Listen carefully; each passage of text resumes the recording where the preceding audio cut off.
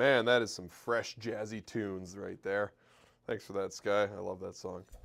Welcome, everybody. Happy Friday. Welcome to our Knife Skills Basics live stream. We did one in February, I think, where we did advanced knife skills. And then I was, folding laundry or making dinner or something the other day, and I realized, hey, we haven't done like a basic knife skills live stream. We teach classes in our stores. We have a Cut Like a Chef class that we do every week. It's really popular. We have a great 45-minute knife skills video by Owen that a lot of folks have watched, but we haven't done a live stream on this before. So if you're thinking about going to one of our classes, this will be kind of a sneak peek.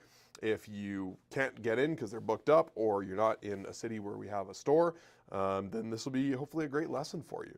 We're going to cover a whole bunch of very basic cuts today.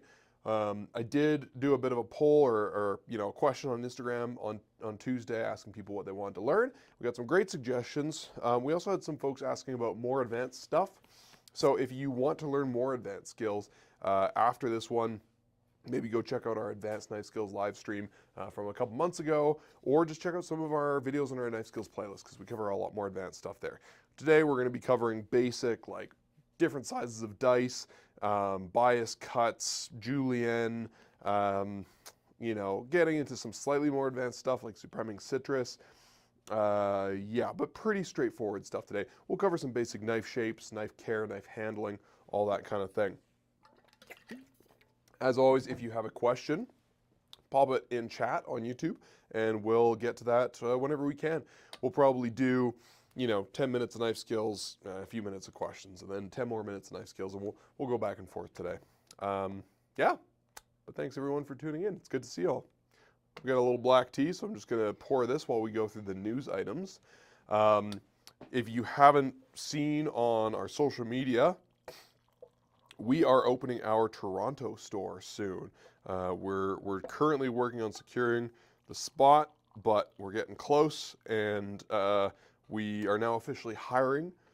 So there's a hiring ad up on the website. And here's some tea, Sky.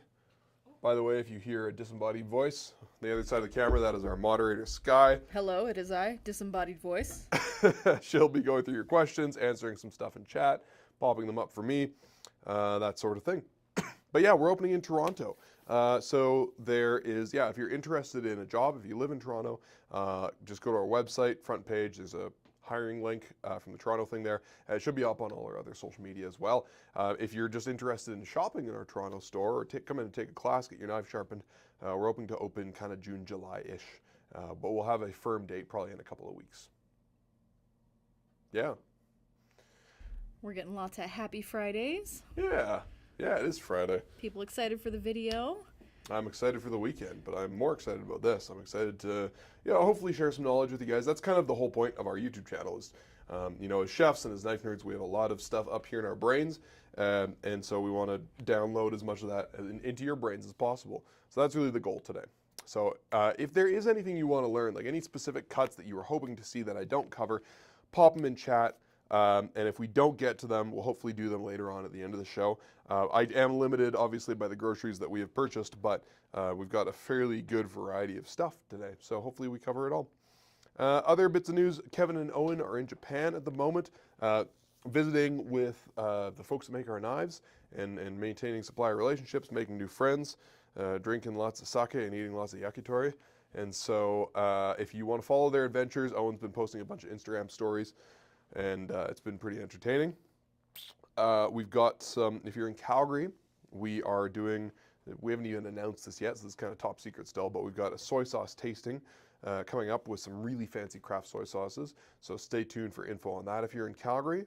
And then I guess the Knifewear Garage Sale is coming up kind of quick on us. It's under 2 months away. It's May 15th to 22nd. So if you are looking to maybe get your first knife and you want to get something really special, or you are just, like a knife addict like me who wants to build your collection, and now's the time, or rather, May is the time. Again, the 15th to the 22nd. There'll be more info on that coming soon. Cool. Awesome. Well, let's get into it, unless we have any questions right off the hop.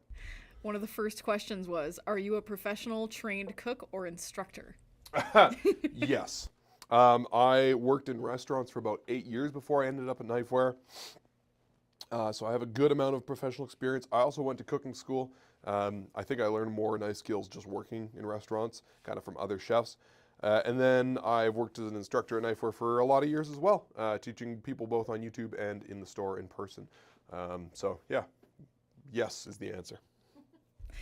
Awesome. Getting a lot more happy Fridays, and we even have somebody tuning in from Germany. From Germany? Wow. Nice. Guten Tag. That's all the German I remember. Nice. Thanks for tuning in. Hopefully you know more English than I know German.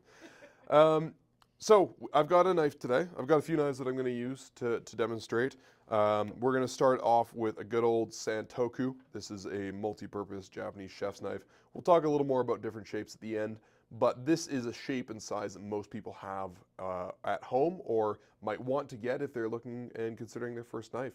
It's probably about 7 inches long or so. This guy's 165 millimeters. And it's just a very useful size. It's big enough that you can handle most vegetables, as you're going to see today, but it's small enough that it's comfortable for pretty much any size of human with any size of hands. Yeah. So we'll start off real basic. How do you hold a kitchen knife? And obviously everything we're going to do today, we're going to be using Japanese knives, but this applies to any kitchen knife pretty much. So we've got the knife, right? We've got the blade, we've got the handle. So logic dictates that you would grab the handle and hold it like that. Well, knives are a little bit different. The handle is there to grasp, but they're also there sort of as a counterbalance. So when I use a kitchen knife, I find that I get more control by holding the knife closer to the blade. You're controlling it more at its center of balance, and so you're just able to drive the blade a little more easily. It also means that if you have a bigger blade and you're maybe not as comfortable with larger kitchen knives, that you can almost shrink the knife down a little bit. Suddenly this knife is only like 5 inches long as opposed to a full 7 inches. So it's just, for me, a more comfortable way to hold the blade. You can pinch a little further back closer to the handle, or you can really choke up on it. You'll see a lot of professionals getting really up close and personal with their knife, whatever feels comfortable to you. And you don't need to have a death grip on it. I just pinch it fairly gently. Now this hand is the one we have to worry about. For me, my left hand is my dominant hand. It's the hand that's going to be holding the food in place as I'm cutting it. If I cut this hand, I'm probably doing something pretty special. Whereas this hand is around the edge of the knife a lot more often, and so it's a lot easier for it to get cut. And there's a very simple rule you can follow. If you stick your fingertips out like this, you're likely to cut them. Whereas if you fold them under and let your knuckles stick out, you're a lot less likely to cut yourself. Here's the reason. When we cut, we are lifting the knife just high up enough that it sits on top of the food, and then we're going to slide it forward. So the knuckle is actually going to touch the side of my knife. We're going to get some contact there.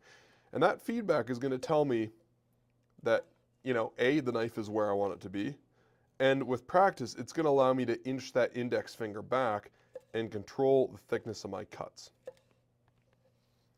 Now, if you learn to cut like I did on 90s and early 2000s food TV, watching like Emeril and Jamie Oliver, you might have been told to keep the tip of the knife on the cutting board and come down like this, almost like a paper cutter.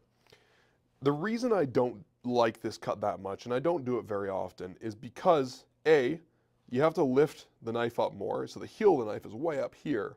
Whereas if you keep the edge parallel with the cutting board, we barely have to lift it up. I also find that cutting this way is much easier than on my wrist. I work on a computer all day, and at the ripe age of 30 or 31, I'm almost getting carpal tunnel. So lifting my knife up like that all the time and bending my wrist at that awkward angle tends to cause my wrist more discomfort than I would like. And if whether you're cutting for like half an hour or for like 10 hours as a professional, it's going to be a lot more tiring. So lifting the knife straight up and just sliding it forward is a lot more comfortable. I also find it works better because knives work by sliding. So basically, at a microscopic level, the edge of your knife is a whole bunch of tiny little teeth. And so when you slide, those teeth can work properly. When you push straight down, yeah, if your knife's sharp enough or thin enough, it'll go through no problem. But as your knife dulls, it's going to struggle a lot more. Whereas even a relatively dull knife will still cut okay if you're sliding it. And you'll notice I'm going pretty slow, right? I'm not racing. We're going to take it nice and easy today. We're just going to drink some tea and chop some vegetables. There's no need to rush through the process. So that's how I handle my knife. right? You want to do it in a way that's fairly comfortable for you. Speaking of comfort, you'll notice that I don't have my knife sticking straight out from my body like this at a 90-degree angle.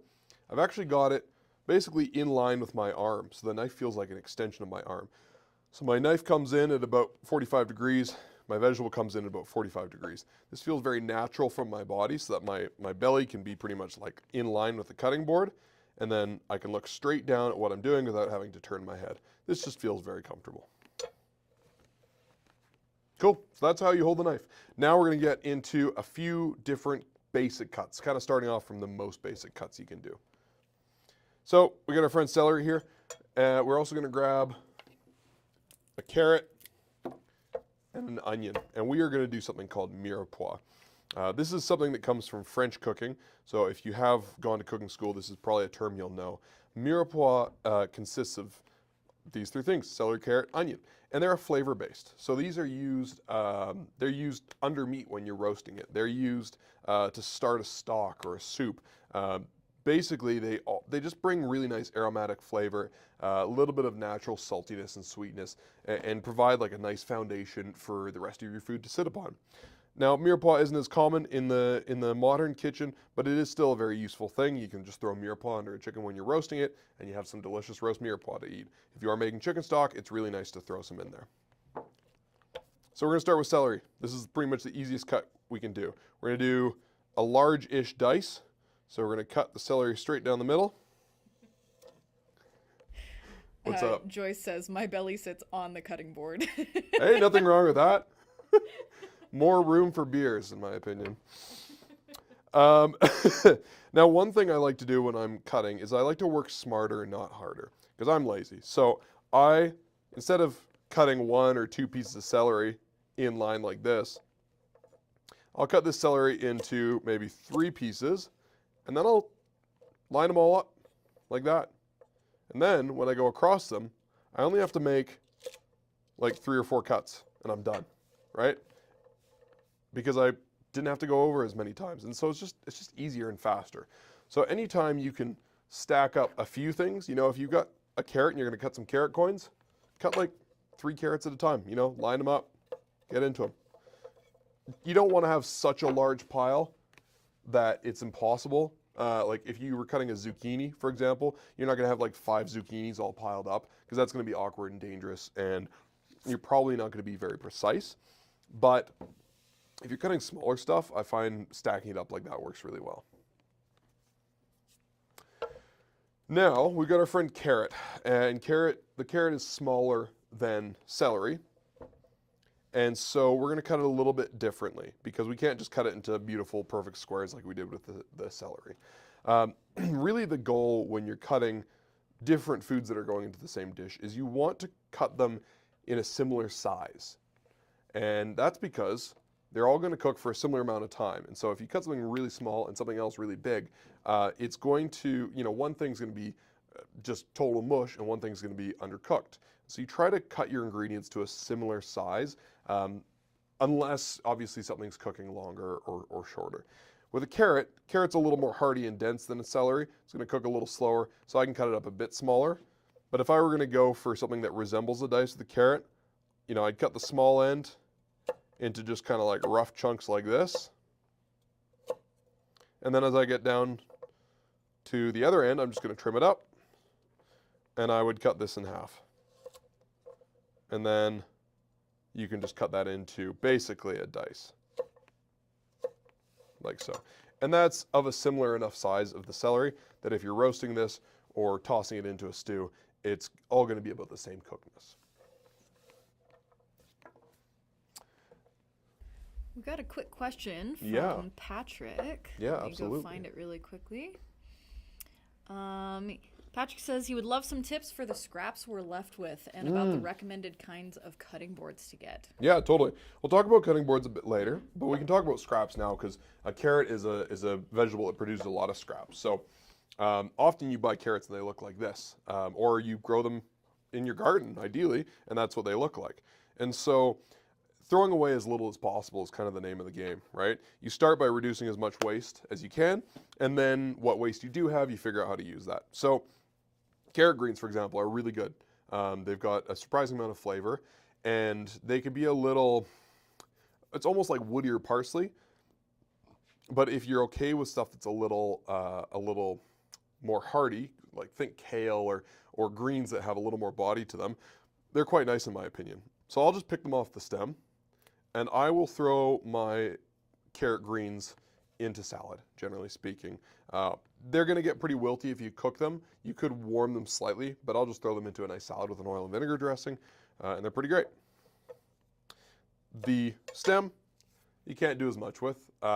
You could probably get pretty like crazy and make something out of it, but stems like this, I'll just try to compost as much as possible, or you can throw them into a stock for a little extra flavor.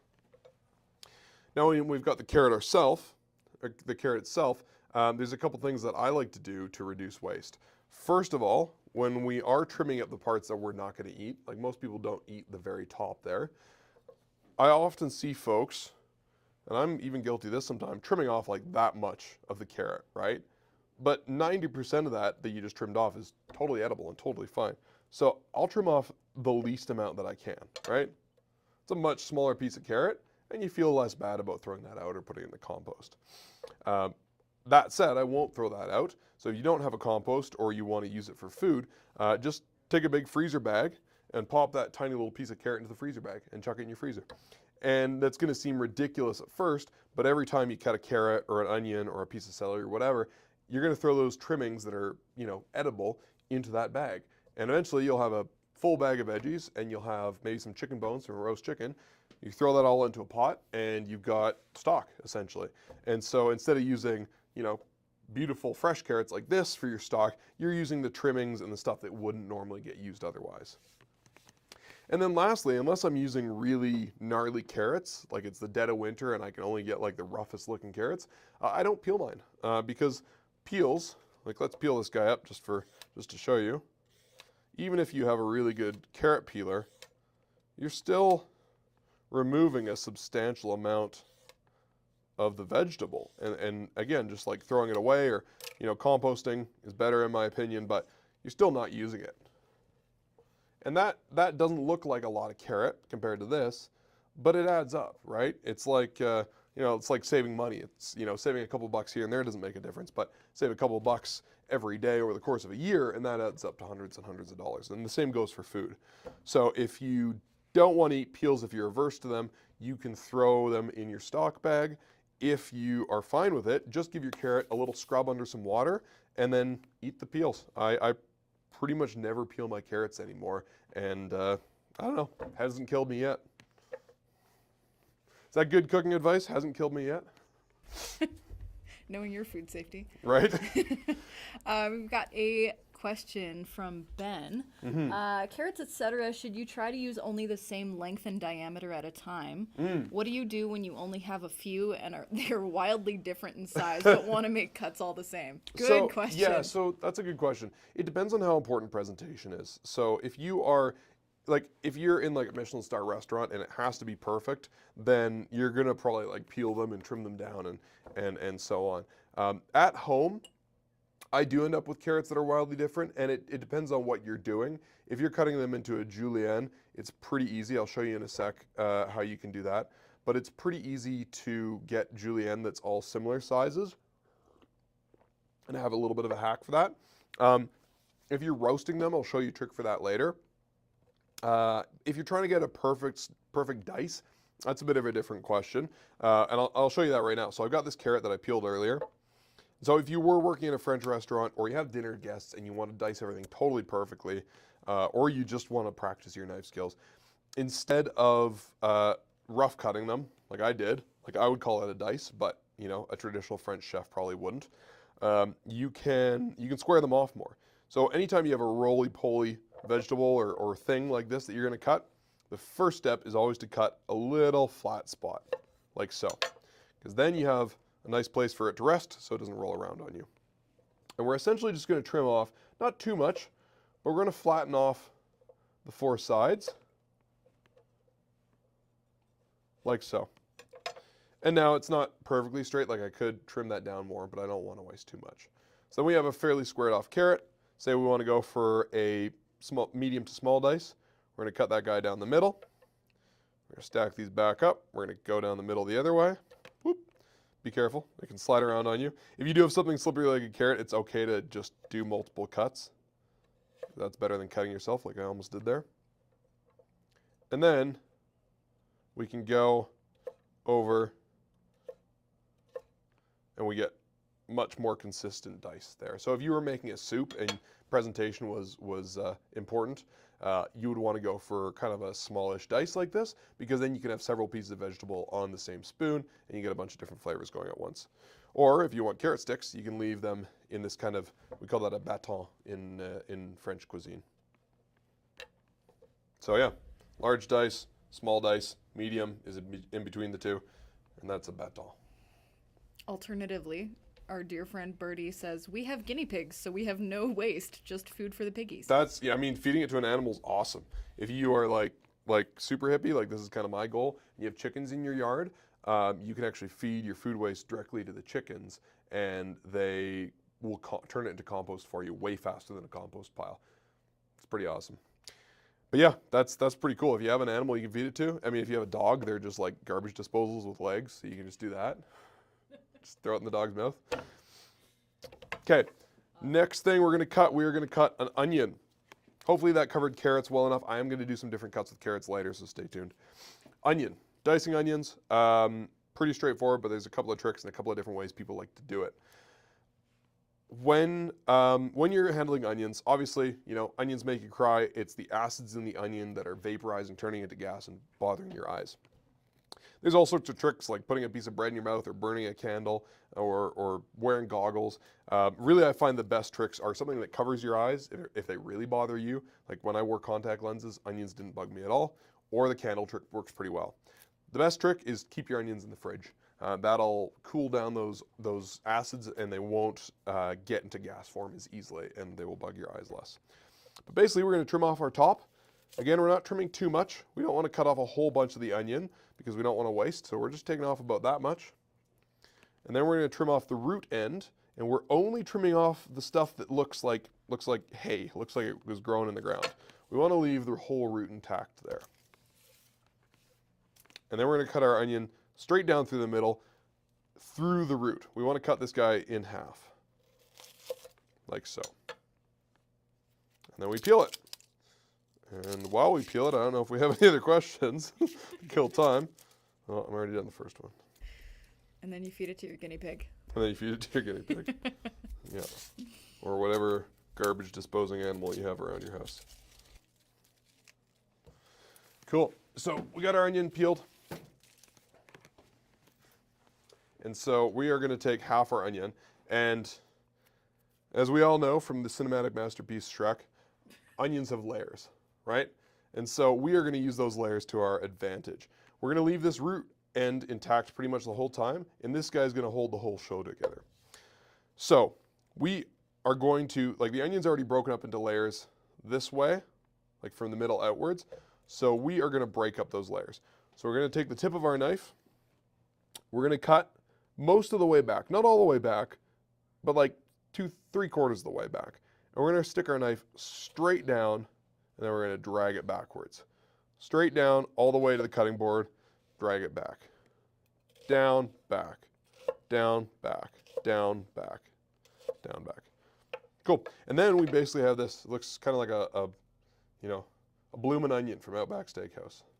And so we are just going to go in the opposite direction, perpendicular to those lines that we just created.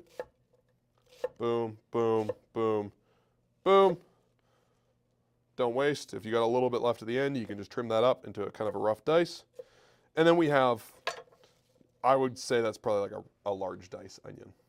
It's a similar enough size to our other vegetables. It's going to cook at about the same speed.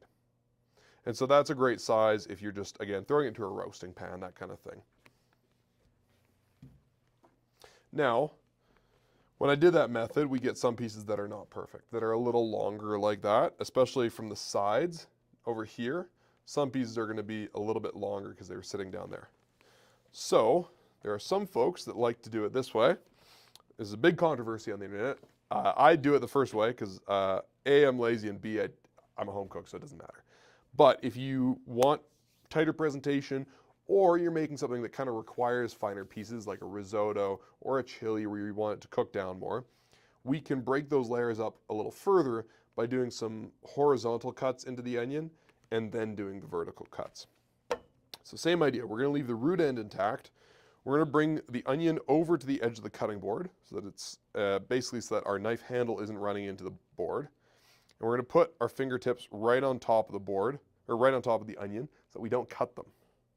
And then we're just gonna set our knife parallel with the cutting board, and we're just gonna gently saw into the onion like so, stopping about 3/4 of the way back. Then we're gonna go up, maybe 1/4 of an inch, 1/2 an inch, and we're gonna do that same thing a few times. Now we're going for a small dice, so we wanna make the cuts, we wanna make a few cuts, like so. And then we do the same thing as before. We stick our knife down to the cutting board and we pull it back. And the onion might start to fall apart a little on you at this step, and that's okay. It's all gonna come together in the end. And so now we've got something that's much more broken up into smaller pieces. So when we come across it with our knife, we are going to get a more even, consistent dice. And so if I were making a risotto or a chili or something where I wanted, you know, a finer piece, I didn't want to have any big chunks, that is what I would do. And then everything's basically the same size. There might be a few stragglers in there, you know, but again, if you're not working for market PR white, it doesn't matter. And then this guy, this end here, cut as much of the onion off as you can. Don't sweat it too much, but then you feed it to your guinea pigs or put it in your chicken stock. I'm just gonna always say guinea pigs from now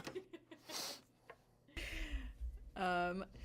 Our dear German friend got a Masakage 240 recently, and he says he never has to cry by dicing onions because it's so sharp right out of the box. Oh, totally, yeah. Yeah. Thank you, German friend. Yeah, I do find that using a sharper knife is almost always better. And I guess we didn't talk about that at any point, but sharper knives tend to be a lot safer. They go where you point them, right? It's like driving a car that's like a finely tuned race car that's all, you know, perfectly aligned compared to like a super old broken down car that's fallen apart. One's gonna go a lot straighter. And generally, when you're talking about chopping food, you want the one that's gonna go exactly where you put it. And so that's one argument for sharp knives. The other one is they bruise the food less, right? They crush the cells less. So if you have a delicate ingredient, like we'll see later, like basil, it just doesn't destroy it. And if you have something like an onion that makes you cry, it's a lot better. A lot better. All right. I've got some other ones down here. I kind of stashed some. Yeah. Yeah. So those are the basics. That is basically how you dice things. There's one more cut. Maybe I'll show you for an onion later. But those are the ways that I like to dice an onion. Next up, we're going to get into some cuts that are a little more fun and interesting than just, you know, square shape. Nothing wrong with square shaped vegetables, right? Huey Lewis said it's hip to be square. But if you are cooking a fancy meal or, you know, you just want to have fun in the kitchen, you might want to experiment with some different shapes. So we are going to do some vegetables for stir fry next. So we're going to start with what's called the bias cut. And the bias cut can be done with a whole bunch of different vegetables. Maybe we'll start with celery. Basically, think about like your boring old carrot coins that are just cut straight across. Here, I'll show you. Boring old carrot coins, like so. These are carrot coins with attitude. So instead of intersecting the knife at 90 degrees, we're going to put the carrot straight across the cutting board facing from left to right. We're going to bring the knife in at about 45 degrees, and we're just going to slice like so. And then you can angle it as much as you want if you want a longer piece. But this is how you get a really cool looking cut. Really easy, but you just angle it. Really simple. And something that's kind of like skinny and flat like this is really good for a cooking method like stir fry. So we were talking earlier about cutting dice. You know, you want to cut things to a similar size. You also want to cut them appropriately for the cooking method. So if you are stewing or roasting something and it's going to spend substantial time around heat, larger is better because it's not going to break down as much and you're not going to have mush at the end. If you are doing a fast cooking method, you want to do something that is a little skinnier and thinner, so it's going to cook faster. Generally, if you're eating a stir fry, think about it as being eaten with chopsticks. That's the other thing that's going to dictate how you cut your food, is what instrument or what utensil are you using to cut it. So if you are cutting something with chopsticks, an amateur chopstick user would have a harder time picking up a dice than they would a big flat piece like this. And so when I do stir fry, I tend to cut longer, flatter, wider pieces that are easier for people to pick up. Now, from here, if we did want to go smaller, say we're making a salad instead of a stir fry, we had a change of plans. A really easy way to get a julienne cut is to basically stack up a few of these slices, 2 or 3 at a time, and then you just cut across them lengthwise. And then you get a nice julienne. And so if you're making pickled carrots or you're throwing it into a salad, this is a nice, fine, crunchy piece. Or even, even for a stir fry, like say you're making like a meat dish and you just want a bit of vegetable in there. Longer, skinny pieces like this are really nice. They cook in like a minute or 2. And Ben, if you were looking for ways to kind of get different sizes of carrot down to the same size piece, that would be the way to do it, is bias cut it and then julienne it, and you'll end up with fairly similar end results. How are we doing in chat? We're still on any hot takes? The onion train. Oh yeah. Yeah. How many people have told me that I forgot the radial technique? Honestly, that's my way to do it. Okay. So I'm the only one We'll that's do probably mad about it so far. It's the only way I do it. Can we get a poll going? Horizontal cut versus no horizontal cut? Yeah, horizontal cut versus radial cut. Yeah. Yeah, so flat, wide pieces, that's what you want for stir fry. Now, if we've got celery, we can do the same thing. We can do this bias cut where we put it straight across the cutting board, come at it at 45-ish degrees. Boom, boom, boom, boom, boom. Right? And you get these really cool, like, kind of swooshy shapes. I'm actually a big fan of doing that. So I like to throw celery in stir fry. It's the Nike cut. The Nike cut. Don't sue us. We'll accept sponsorship though. The other way that you can do celery, see if I can remember how to do this, is you can kind of angle it this way at like, I don't know, 20 degrees. And then you can shave it like this. And you can get the Star Trek cut. I know some of the people watching are nerds. As am I, so. Yeah, we'll throw that one in there. But I actually really like the Star Trek cut. It's pretty fun. Like, if you serve somebody a stir fry and you have like a bunch of those in there, how cool is that? I think people would be really impressed with you. Maybe I'm easily impressed. Who knows? You can serve that with your Eldritch Horror prosciutto. Oh, yeah. Yeah, right? Yeah, stay tuned for our advanced knife skills video that we're putting out because we got some fun jokes in there. Mm-hmm. Okay, pepper. Another thing that's very common in stir fry. Now, when you cut a pepper, I know I was taught to cut a pepper. I wasn't really taught how to cut it. It was just like how my parents did it. Just cut straight down the middle, and the seeds in the middle explode like the Death Star, and then you have to scoop it out, and it makes even more of a mess, and then you just spend like 10 minutes picking up seeds that they don't end up in your food. That sucks. Stop doing that. Instead, we're going to cut the bottom of the pepper off, kind of like the bottom 10 or 20% of the pepper, like so.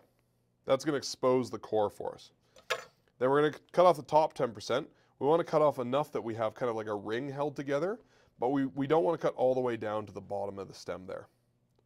So we're just going to do like so. That is what you should have at the end. Then we're going to cut down one side to open it up. We're going to lay it up on its side. We're going to slip our knife into the pepper.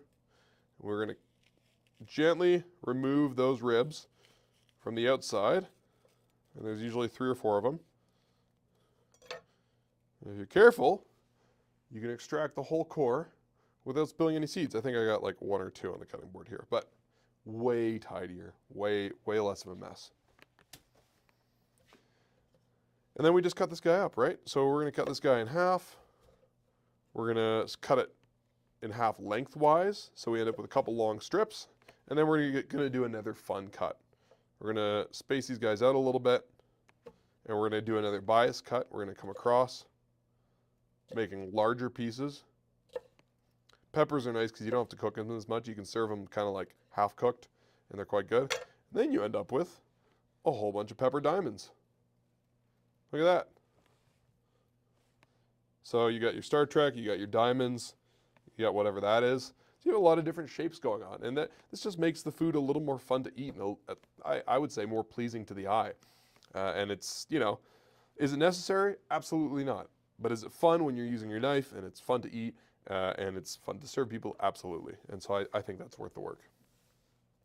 And obviously we don't throw away the ends of the pepper. That would be silly. So we just cut them up. We can't do any fun, exciting shapes with these, but I'll usually take this end and just cut it into like some triangles. Triangles, you know, like a good B tier shape. So we can go for that. What's your shape ranking system? The shape ranking system? I don't know. Trapezoid is definitely up in like A class. Give me a polyhedron pepper. I think octagonal is definitely A or S class. Ooh, Birdie's got a good idea. They said, I don't even cut off top and bottom doing peppers. I just roll cut right from the start. Have you tried that? No, and I don't know why. I'm going to try that next time. Yeah, if I had another pepper, I would try that right now, but I don't. So you win this time, Birdie. You want more tea? Sure. Any other questions we should get to before you move on? Yeah, we got kind of a slightly topical one. Brock asked, Masashi Yamamoto versus Teriyaki Fujiwara. Which one would you choose for your collection for one knife only, Like and why? That's a hard one. One knife and one knife only. I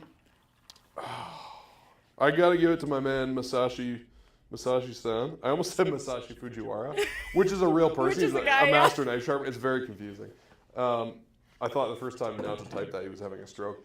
But yeah, Masashi-san, like I'm biased because I guess I've met them both. I really like Masashi-san, I think. And this isn't to say anything about any other maker, but Masashi-san is just so forward-thinking. In general, as a person, in terms of how he makes knives, I really love him as a person, but that translates through to his knives. His knives are really intelligently constructed, start to finish, and so everything from his forging to his edge to even his handle choices are phenomenal. And so even if money wasn't an object, I would choose a Masashi, probably a Kokuin, as like my one knife to rule them all. But I do have a Denka, and I do love it. I use it almost every day of the week. Naoto sharpened it a couple weeks ago. If you guys want to learn more about sharpening Fujiwara knives, he had a ton of great knowledge that he dropped in that video. But yeah, I would go Fujiwara. How about you, Sky? Well, my first knife was a Fujiwara Maburoshi, which is still like my favorite and my daily driver. Like it has managed to hold up. I've got like probably a dozen more knives now, and my Fujiwara is still the one that I pick up the most. And like I've sharpened my Fujiwara like twice, and I've had it for 8 years. But honestly, like I've been really chomping at the bit for a Masashi these days. I really wanted a Koi, but I'm kind of thinking about grabbing a Kokuin for the next run that we get. But I do really like the Kaijin too. Like the Kaijin Sentoku, it's just like less flashy looking. Yeah. But it's a phenomenal. I'm gonna get the Hanasuki, I think, from that line. That's gonna be a good move. What up, Naoto? Oh, you're hallucinating. A lot of people are liking the fun cuts. Yay! Good. That's the whole point. Yeah. Cooking should be fun. Ben wants you to roll cut a pineapple. Roll cut a pineapple. I'm gonna need a bigger knife. You're gonna need a bigger boat. Maybe I'll use that. Right. So I was gonna do a pineapple. I promise. And the pineapples were so green and so sad. Ben, I know you're in Texas, so like you probably don't understand. But pineapples are just awful here up in Canada. Even when they're in season, they're just not great. Like you have to let it sit on your counter and get mediocre for a week, and that's about the best we get. Yep. I made the mistake of eating pineapple when I was in Hawaii once, and it's just red, now I'm even more disappointed by Canadian pineapple. We can salt, like we literally have to salt our pineapple to make it taste like something. Oh my god. Yeah, it's yeah. rough. I've been ruined on like a good mango. Like, Yeah. oh my God. Yeah. Sorry, Ben. Yeah, sorry about that. Um, Love for the Star Trek cut. nice. Our dear friend Franklin just got the Masakage Yuki from us and is loving it. That's an Nice. excellent knife. Yeah, the Yukis are phenomenal. That was the first knife I ever sold at Knifewear. Grant, if you can find me a koi, I'll buy it. Yeah, no kidding. Is that Grant Hendrick? Yep. Hey, Grant. Hi, Good Grant. to see you, man. All right. Okay, let's do a couple more stir fry cuts because I actually have, like, I wouldn't necessarily do like 6 different vegetables for the same stir fry, but I've got a few more cuts that I really like that are good for just like quick cooking. Stir fry, fajitas, you know, anything where it's just like a flash in the pan for a couple minutes and then you're done. So let's go back to the onion. Love onions. I go through obscene amounts of onions at home. And so we're going to do a couple different ways we can cut onion. First one's going to be from stir fry. So top, bottom. And now we're going to have a little onion anatomy lesson because when you're just dicing, it doesn't matter. You're just cutting it into squares, so it's all going to cook the same. But if you're slicing an onion, you know, you want to make pickled onions or, again, fajitas, stir fry. I don't know, what else would you slice an onion for? Things like that. You are going to look at the anatomy of the onion, and this is going to dictate how you cut it. So I don't know if the onion's too blown out, too overexposed there, but you can see if you look at an onion with the peel off, there's lines that run from the root end up to the top, the stem end, where the onion grows out of the ground. And so the cells of the onion are long, and they run from top to bottom. And so if you cut it with the cell structure or against the cell structure, you get two very different results. So we're going to take the root out here. So say we want to make pickled onions or we want to stir fry it. We are going to cut, I like to leave the onion whole. You could half it if you wanted to, but I like to cut with the grain, so to speak, of the onion. And so these pieces are going to hold together much better. They're going to stay crispy and crunchy even after several minutes of cooking. And so they're great for any application where you want more crunch, more texture. If you don't want that, if you want the onion really soft, say you're making French onion soup or you're cooking it down to a jam, anything like that where you want it to just almost dissolve, you are going to cut across the grain, across the cell structure, like so. And these pieces are going to break down way more. They're going to release way more water and have way less crunch to them. Both options are right. It just depends on how you want your onion to be. Yeah, oh really? Oh, it's phenomenal. It's like a game changer once you learn that. Okay. Now, I forgot to mention earlier, but since we have the green pepper here, I'll say celery, onions, and carrots are kind of the foundation of much French cooking, right? If you take away the carrot and you add in green pepper, that is the foundation for Cajun or Creole cooking. It's called the Holy Trinity, and I'm no expert on that style of cooking, but you just get more kind of, I don't know, more bitterness, more heat, more character, I would say. You know, the carrot's pretty agreeable. I find carrots a little overly sweet sometimes, so I actually really like the Holy Trinity as a combination. But yeah, just a different way of cooking. But if you are making that style of food, that's definitely something to know. All right, last way to dice an onion. So this is Sky's way of dicing an onion. Coming from a background of efficiency, like working in kitchens, I don't do this technique first and foremost because it feels awkward and slow to me. I'm not saying it is, that's just how my brain perceives it. So this is called a radial cut, and it works with the radius of the onion. So instead of cutting down this way and then down this way, we're skipping a step and we're cutting from the outside in. And it's kind of hard to describe, but it's almost like the numbers on a clock working around. Everything comes in towards the center, like so. And so we're going to change the angle of the knife as we cut. So we start with a knife almost parallel to the cutting board, and we cut, same as before, we're leaving the root end intact, but we're going to cut into the middle of the onion and down to the cutting board like that. And then as we go, we gradually increase the angle of our knife so that we hit 90 degrees at the very top, and then we decrease it back down, almost like a sun rising and setting.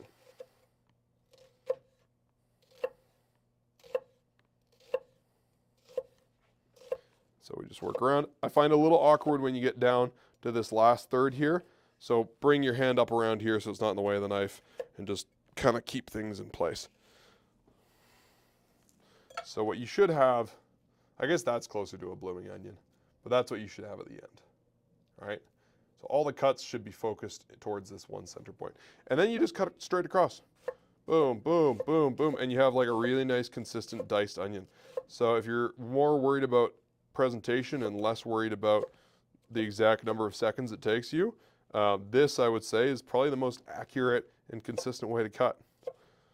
Tell me why I'm wrong in the comments, but I still don't like this method. Is it better? Probably.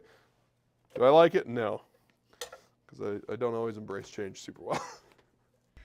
I like it because it's more even and like consistent to do, because I absolutely hate doing the horizontal cuts because I got myself bad doing that one time a really dumb way. That's one of the reasons I don't do the horizontal cut is like I have like 15 years of experience with knives and I still cut myself doing that. Yeah. It's awkward for an experienced person and it's downright dangerous for a lot of home cooks. Yeah. How bad did you get yourself? I have a pretty good scar. Oh shit. But I was doing it like a really dumb way. I don't know why. Were you doing it this way? I see people on TikTok doing that where they're like holding the end of the onion and they're cutting in. Like your knife should, I forgot to say that at the beginning because it's super obvious. Your knife should never go towards your hand, except for a few cuts I show you later today where it's going to do that. But usually your knife should never go this way towards your hand. Good, bad. So put your hand up top if you're doing those horizontal cuts. Ben's asking if we need to bust out the protractors for the radial cuts. No, I don't care. I just don't want to cut towards myself. Yeah, just being smart. I can respect that. Okay, so we've done Mirepoix, we've done stir fry. Now we're going to do some roast vegetables, I guess. Yeah, well, we're going to cut a squash. We're going to talk for a minute about cutting big stuff.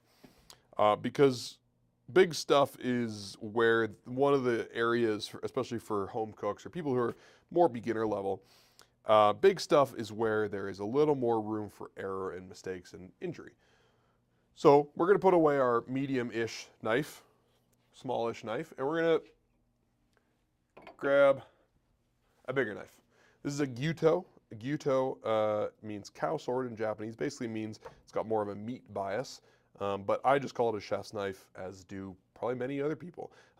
This is the kind of knife I learned on, about an 8-inch, 9-inch chef's knife. My first one was a Henkel's. I used lots of them in kitchens before I ever got my first Japanese one. So it's the size and shape I'm most comfortable with. If that's not your background, these may feel a little big and a little awkward to you. So as a home cook, you may not use this knife every day. But if you are looking for something a bit bigger to handle squash, watermelons, cabbage, roasts, bigger stuff, you might want to invest in a 210 or even 240 millimeter gyuto. So I'm going to use a bigger knife because I'm cutting something bigger. And the first thing I'm going to do with the squash is I'm going to make it less dangerous to cut, because right now it's really unstable and awkward, and it can either slip around and I can cut myself, or I can chip my knife. So I'm going to do the first cut, which is to remove the top and the bottom of the squash. Not too much, just a little bit. But those two cuts eliminated the part of the squash that's going to chip my knife, which is the woody stem and the butt. Japanese knives are made from very hard steel. They tend to be pretty thin, so they can chip more easily, especially on hard stuff like this. So I'm going to get rid of those. And then I'm going to peel my squash, because this tough skin I'm not going to eat it, and it's kind of getting in the way. It's harder to cut through something like this if it's got a tough skin on it. So I am going to just use my handy vegetable peeler. And I find sometimes with stuff like this that's a little more fibrous, with a tougher skin, I just go over the same spot a couple of times to get rid of that skin.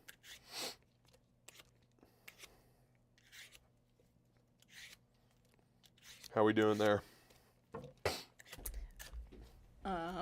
Charminator says, Nathan, try mincing garlic with a Maguro Bocho.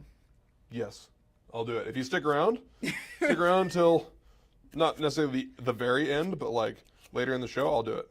If I can get that Do thing we off have the wall. garlic? Yeah, of course. Oh. Do we have garlic? We have the cross stitch, your beautiful cross stitch that says garlic girl. I'd be embarrassed if we didn't have garlic. Yeah, I'm down for that. I wonder what else we could do with that thing. It's like long enough. Just make sure I'm not in the stab zone, and I'm down. Mm-hmm. Yep. We sliced up bacon with it on Oh, for a that's live true, we show. did. Yeah, a couple years ago. All right, well, this is the boring part of the show where I peel a squash slowly. You can do this with your knife as well, but I find a vegetable peeler just easier and faster and less wasteful. Okay, got the skin out of here. We feed the skin to our guinea pig. My guinea pig is orange and says Home Depot on it. And then we're gonna cut this guy in half. You could start at the top and cut it in half this way.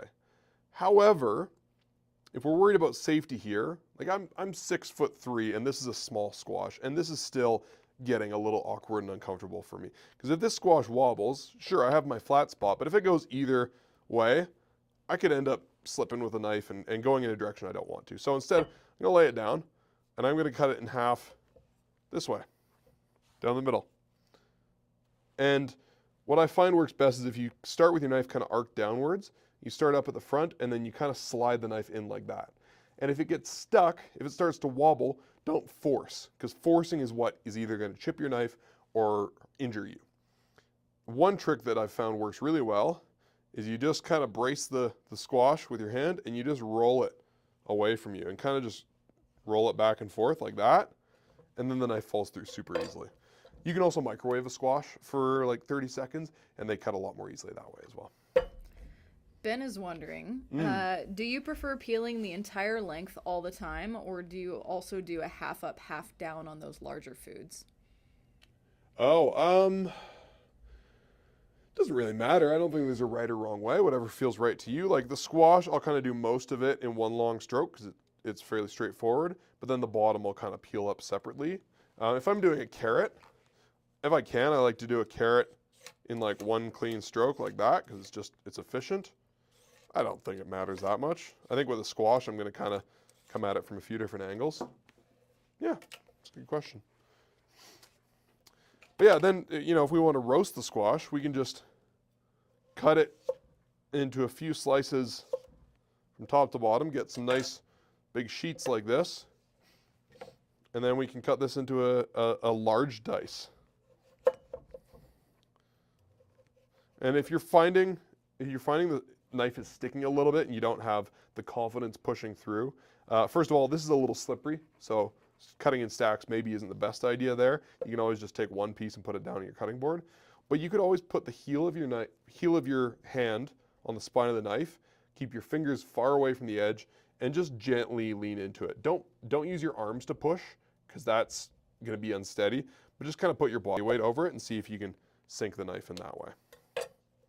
Usually when people end up chipping or damaging their knives, it's when the knife gets stuck and they force it or they twist it.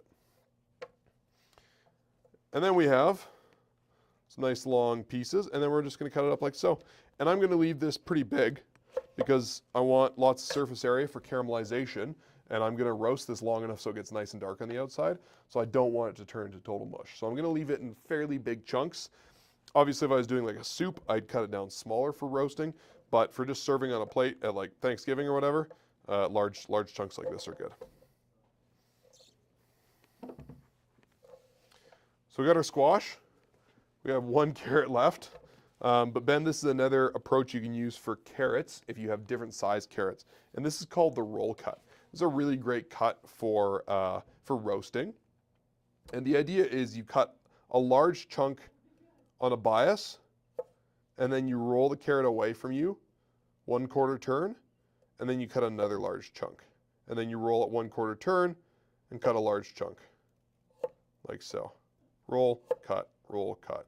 And you end up with these kind of unusual shapes that stack up really nicely with other vegetables. And if you make the cuts larger on the smaller carrots and closer together on larger carrots, then you can end up with different sized carrots that end up sort of the same size on the plate.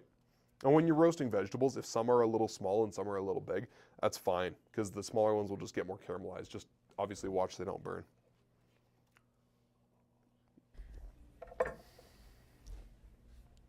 Charminator was wondering, can you rotary peel a squash? Can you? I assume so. Can I? Absolutely not.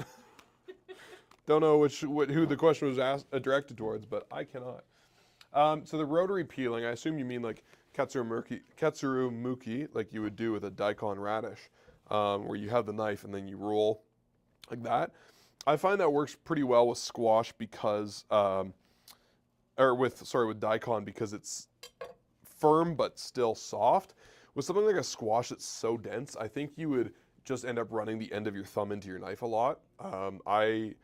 When I first got into Suba, I practiced katsurumuki a lot, and I originally tried doing it with beets for a while, but it's super hard and super frustrating because the beet's so dense that the knife tends to jump a lot more than it does with a radish, and so you just end up sticking your knife into the end of your thumb a lot more, and eventually you get sick of doing that and you switch back to daikon. Okay, last vegetable for roasting is going to be a zucchini. This guy is good for stir fry as well. It contains a lot more water and tends to cook faster, so I'm not going to cut it quite as small as the squash or the carrot, but I'm just going to start by trimming up both ends. Again, trimming off as little as possible. That's all you need to cut off. And then we're going to cut it in half like so. Nice and easy, right? And if you're just, just roasting it, you could just cut it into large chunks like that, and those would work nicely. They'd shrink up a bit on the pan as they lose water, and that would work really well. If you're going to stir fry your zucchini, though, what you want to do is you do want to actually remove the middle of it, because that contains a lot of water, and water is the enemy of stir frying and of caramelization. The more water you end up in the pan, the more you end up sort of steaming your vegetables and not so much sauteing them. So I like to cut it into a quarter like that, and then I trim out the core like so. Just my knife horizontal to my board, gently sawing back and forth like so. And this removes a lot of that water content, and then you can go in and you can cut in some zucchini diamonds if you want big pieces for roasting, or you can cut them skinnier like so for stir fry. Another thing you can do with zucchini that I really like, especially if you're, it's summertime, you're doing fresher dishes, you cut out that core, and again, feed that to the guinea pig or throw it in your compost. That's probably all I do with that. But then you can do a bias cut on your zucchini and make it thinner, almost like a julienne, quite thin. And you can toss this with salt, with some kosher salt, and let it sit for an hour, and the salt will burst all the cell structures and soften up the zucchini, and it's almost sort of like light cooking, and it'll make a lot of the excess water come out, and then you have almost like fresh zucchini pasta in a way, and it's really nice to add raw to salads. If you are doing like a fresh pasta dish, like a pesto with some shrimp maybe, and you want more of a green vegetable-y element in there, that's really nice as well. All right, how's the crowd doing? We're getting some Zucchini Slander. Zucchini Slander? What? Are there zucchini haters out there? Yeah, is zucchini canceled? It's just Birdie and me. Oh, you don't like zucchini? No. What did it do to you? Nothing. I don't know. It's just I don't like it particularly. Whatever. Didn't say anything racist on Twitter or whatever? No. All right, that's good. Whatever you're cooking, I'm gonna eat because I trust you. But thank you. Generally, I'm not gonna attempt zucchini myself. I can't make it work for me. Yeah, so I mean that's fair. Zucchini is one of those foods. I feel like eggplant and zucchini are very similar in the sense that a lot of people fuck it up. And I'm not throwing shade at any one person, but I did hate zucchini and eggplant as a kid because they were just mushy and kind of mediocre. What?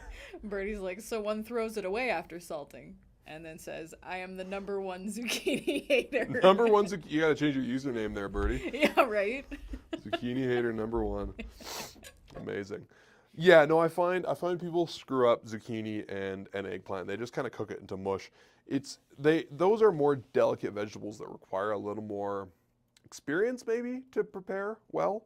And that's not me tooting my own horn. I just find like you have to mess it up a few times and kind of figure out what you did wrong. So yeah, I do find with things like zucchini or eggplant that hold a lot of water and get mushy easily, high heat, oil, caramelization, maybe a little bit of breading is really the trick. So I'll take zucchini coins, like thick ones, or thick coins of eggplant, and I'll toss them in a little bit of flour and some spices. And then I'll get a sheet pan really nice and hot in the oven and throw a bunch of olive oil on it, and then put those coins down and let them roast at like a pretty high temperature, like 400 to 450, to get a nice caramelization on them. Flip them, brown them on the other side. You're done. Delicious. But if you don't like it, you don't like it. That's fine. Grown-ups are allowed to not like food too. Birdie Just also feed it to hates your guinea pig. eggplant. You hate eggplant? Oh. Okay. If you're willing to give eggplant a chance, again, I hated it for years, so I understand. But go to a farmer's market to buy your eggplant. The eggplants at the grocery store are old, and so they are spongy and watery, and they have a whole bunch of seeds in the inside, which are just not good.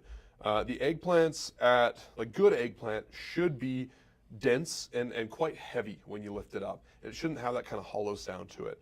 And so if you get an eggplant that's young enough, it won't have all those seeds on the inside, and it won't be spongy and watery and disgusting. You might still hate it, but give it a try. All right, getting back on track a little bit. Jake is asking, question, any other knife recommendations for dense foods? For dense foods, Something thin, to be honest. Exactly. Yeah.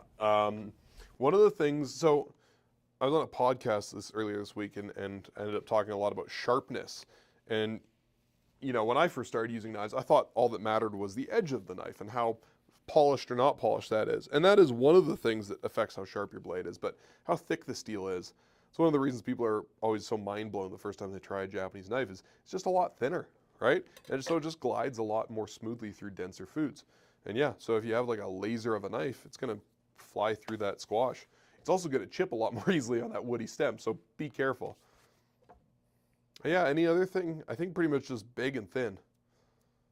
Yeah, and yeah, if you're still struggling with the squash, just microwave it first. And I would say, like, if you're cutting something and it doesn't feel like the right thing to do, like, just use your best judgment. Like, you know, don't push if you're stopping, don't twist. Yeah. Like, you know, just pull out and Cooking go back is in. not a life or death scenario, so if you have to take your time and slow down a little bit, if your dinner guests eat dinner 15 minutes later, they'll be fine. And if they're not fine, don't invite them over again. Yeah, if they have a baby, don't fuck with that. Or, you know, I guess if they're like diabetic, maybe hurry up or something. But so one thing I forgot for stir fry that's really nice is green onion.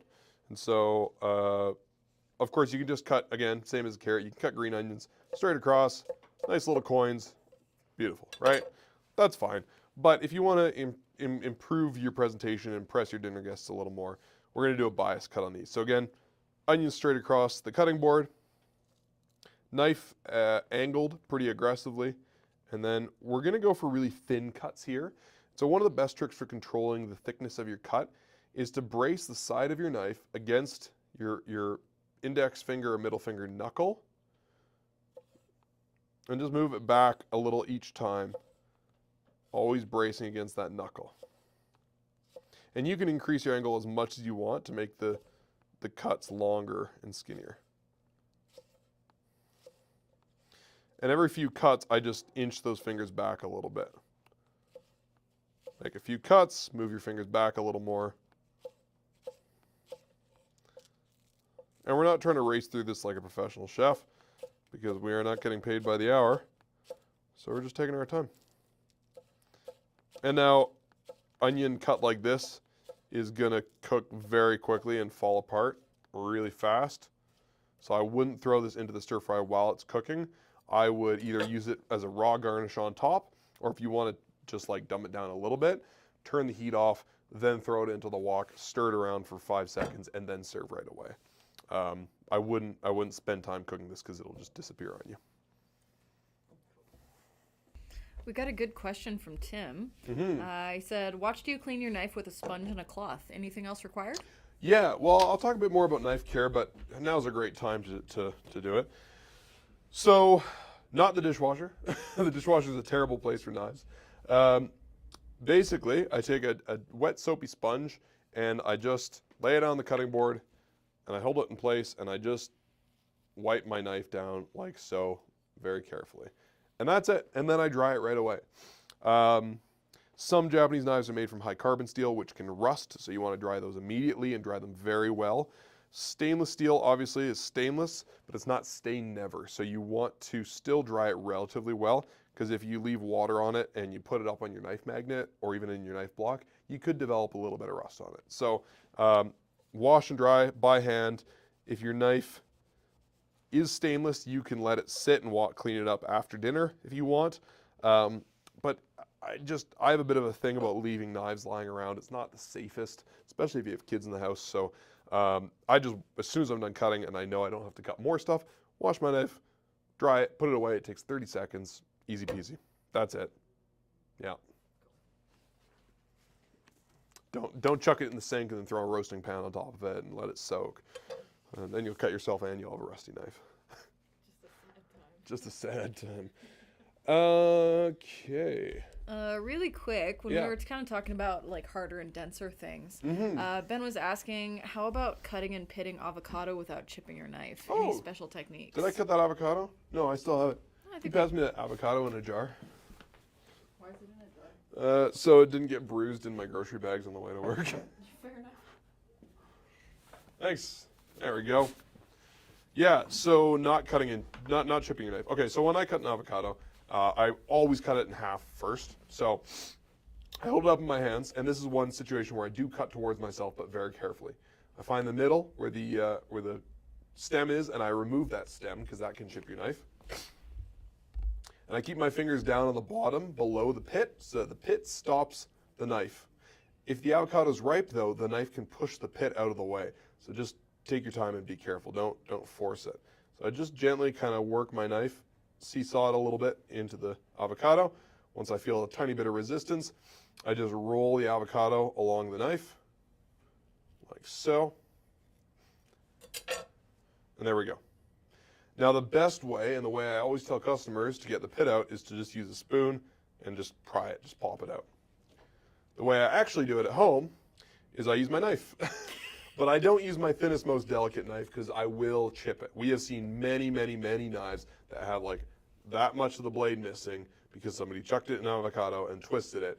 Twisting is the #1 motion that will chip your knife. So never do what I'm about to do, but if you have to, do it like this. Pick a thicker knife that isn't going to chip as easily, and then probably not in your hand because eventually it'll go poorly. Just like give it a little whack with the wrist, like so.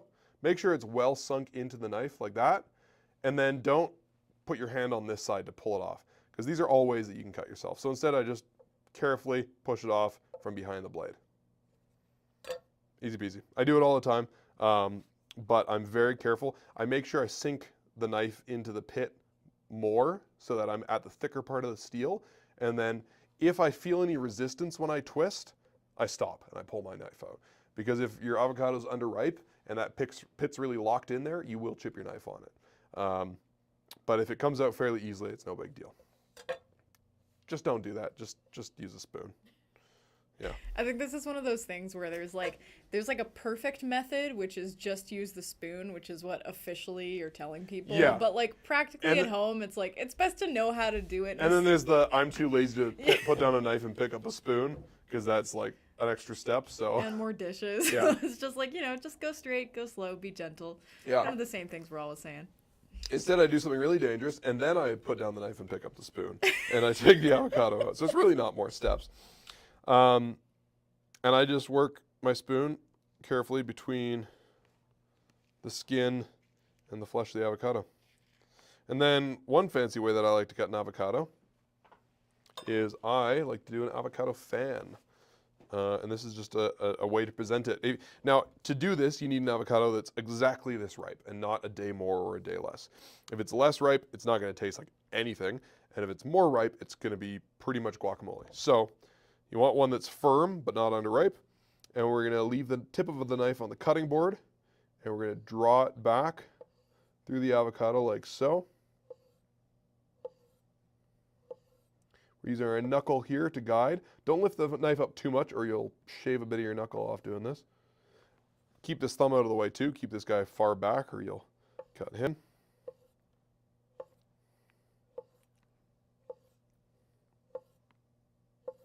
And then we just kind of pinch gently to just course that avocado in the right direction. And just kind of squeeze it out like so. And then we have the Great Wall of Avocado. And this, you can stick that right in the middle of a plate if you want to do a very avant-garde salad plating. I say that as a joke, but we used to do that at the French place I worked at. Or you can kind of like start from this kind of skinnier end. See if I can, I don't think I've ever actually done this, but you can kind of like curl it in carefully and roll it. I'm doing a terrible job of this. You can make like a little avocado rose situation like that. You could even open that up a little more and have more of like a space in the middle. And then you could pile like some tuna tartare in there. That'd be really delicious and it would look quite pretty. I think you would impress people if you serve them a little avocado ring. Yeah, thanks. Or you can make an avocado octagon and then you can make two little avocado men fight to the death inside it. The real S tier shape, avocado octagon. I'm gonna make a rap song called Avocado Octagon. All right, getting off track. Boop. I wouldn't either. One other thing you can do the same thing, but you can present a bit differently. If you're doing, say, like you're making avocado toast. Maybe, you know, somebody stayed the night and you're making them a fancy breakfast. You want to impress them. Same deal, draw the tip of the knife through.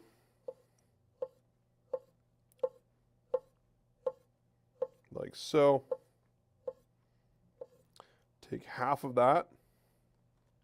And then you just pretend you're a dealer in Vegas and you kind of flay it out like so. And then, I don't know, that looks nicer than just mashed up avocado, I think. So you can put a couple of those on a piece of grilled sourdough and then you have the fanciest avocado toast ever. Oh yeah. This avocado is really good. Again, the Texans watching they would be devastated by this avocado, but to us in the cold, frozen wastes of Alberta, it's a very good avocado. Patrick says, beautiful. Next time a mango, please. I always find those tricky to present nicely without a bunch of leftovers. I almost got a mango. I should have got a mango. The blessed mango. I think you can do the same thing with a mango. You just have to peel it first, which is a little awkward. Mangoes are one of those things where it's like, unless they're perfectly ripe, you kind of just like mush them up or, you know, cut them into strips and eat them off the skin. But yeah, you could do the same thing with a mango, I would say. Just maybe a little more carefully. Well, folks, we're about 2/3 of the way through the show today. We've got a number of tricks up our sleeves still that we're going to show you. As always, if you have questions, pop them in the comments. If you just tuned in recently, welcome to our Friday Knife Skills live stream. We live stream every couple of weeks here on the Knifewear channel. And if you missed it at the beginning of the show, we are opening in Toronto. We just announced it recently. We don't have a firm opening date yet, but we're looking at June or July probably. We are hiring as well. So if you go to knifewear.com on the front page, there is a link there, and you can find the hiring link if you are in Toronto and interested in a job. And yeah, other than that, thanks for tuning in. Okay.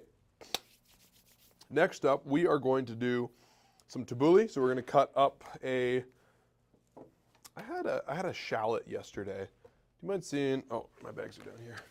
Yeah, here we go. Yeah, so we're going to do some tabbouleh. We're going to show you how to Brunoise, which is just really fancy small dice. We're going to cut up a tomato and then we are going to do some parsley. And then we'll show you a couple more tricks, maybe some radish, some fine shaving, and some supreming. So, our friend the tomato. This guy is a really great indicator of whether or not your knife is sharp. If your knife doesn't cut a tomato fairly easily, it's probably time to get it sharpened or tune it up on a ceramic honing rod. A honing rod is an excellent tool for daily maintenance or even weekly maintenance. Basically, it realigns the edge of your knife. As you cut with a knife and it runs into the cutting board, the edge gets kind of torqued and bent out of shape, and this straightens it out more or less. And so I use mine once or twice a week, and for home use that's tons, but it means that I don't have to sharpen my knife as often. If you use the honing rod properly and semi-regularly, you will have to sharpen your knife about half as often, which is good because every time you sharpen your knife, you're removing steel and you're making the knife smaller. If you sharpen too often, you're going to run out of knife soon. So if you want your knife to last for decades or even a lifetime, you're going to want to use a honing rod. I set the knife at about 15 degrees. Harder steel, like Japanese steel, generally is sharpened at about 15 degrees on either side, and the skinny side of this guard acts as a really great guide for approximately 15 degrees. If you have a softer steel knife, they're often sharpened at roughly 20 degrees, and the thicker side of that handle works really well. We're going to start at the heel of the knife there, and we're just going to draw it gently from heel to tip, slicing downwards like so. Like we're carving a giant shawarma. A mini shawarma. This is way smaller than a shawarma. But like so. Nice and easy. And we want to make sure we have something sturdy for the rod to sit on, like just a cloth or a towel. But I do this a dozen times or so on either side. And I do that once or twice a week. And that's tons. That's all it takes. You can use a leather strop. You can use other tools to keep your knife sharp. But this is probably the easiest and the most accessible. And now we're ready to cut a tomato and put some avocado in our mouth. So, the tomato, we're going to dice this guy up, but we're doing tabbouleh, and we don't want a ton of water. So we're going to do a cut that's slightly wasteful, but helps remove the majority of the water from the tomato. So we're going to cut it in half through the stem there, like so. And then we're going to cut it in quarters, like so. And then we are going to scoop out all the seeds with our knife. So we're going to start kind of at the bottom end here, and we're just going to gently saw back and forth and remove that. That's not waste. Feed it to your guinea pig or throw it into your spaghetti sauce, or even your stock bag. Tomato typically doesn't go in chicken stock, but beef stock it's great in. Lots of uses for that guy, but for the tabbouleh we're going to leave it out. And then we're just left with the outer shell of the tomato, basically. And so we are going to slice this guy up into little sticks. And then we're going to go across and dice them, like so. Nice and easy. And then we have nice diced tomato for our salad there. And the reason I do this, I don't like wasting stuff. But when you have a tabbouleh or a Greek salad or even like a pico de gallo, the watery part of the tomato ends up really watering it down.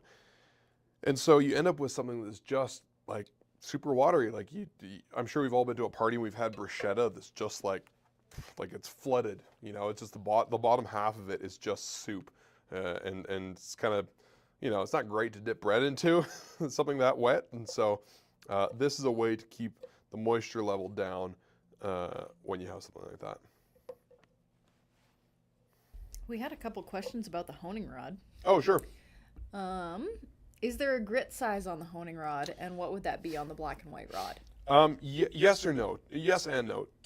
Technically, there's no grit size because there's no grit in it. There's no abrasive material in it. It's just ceramic. But the equivalent roughness of the surface is roughly equivalent to, I think, about a 6,000 grit for the 6,000 grit stone for the black rod, and about a 4,000 grit for the white rod. And so it's not going to remove steel. Like, it might knock off some loose burrs. It's not going to remove steel in the way that a sharpening stone does, but it will just kind of like abrade those those burrs on your knife. And Emil was wondering why the difference in degrees between thinner and thick knives. Good question. It just all comes down to hardness of steel. So you can sharpen any knife at any angle. Just depends on your preference.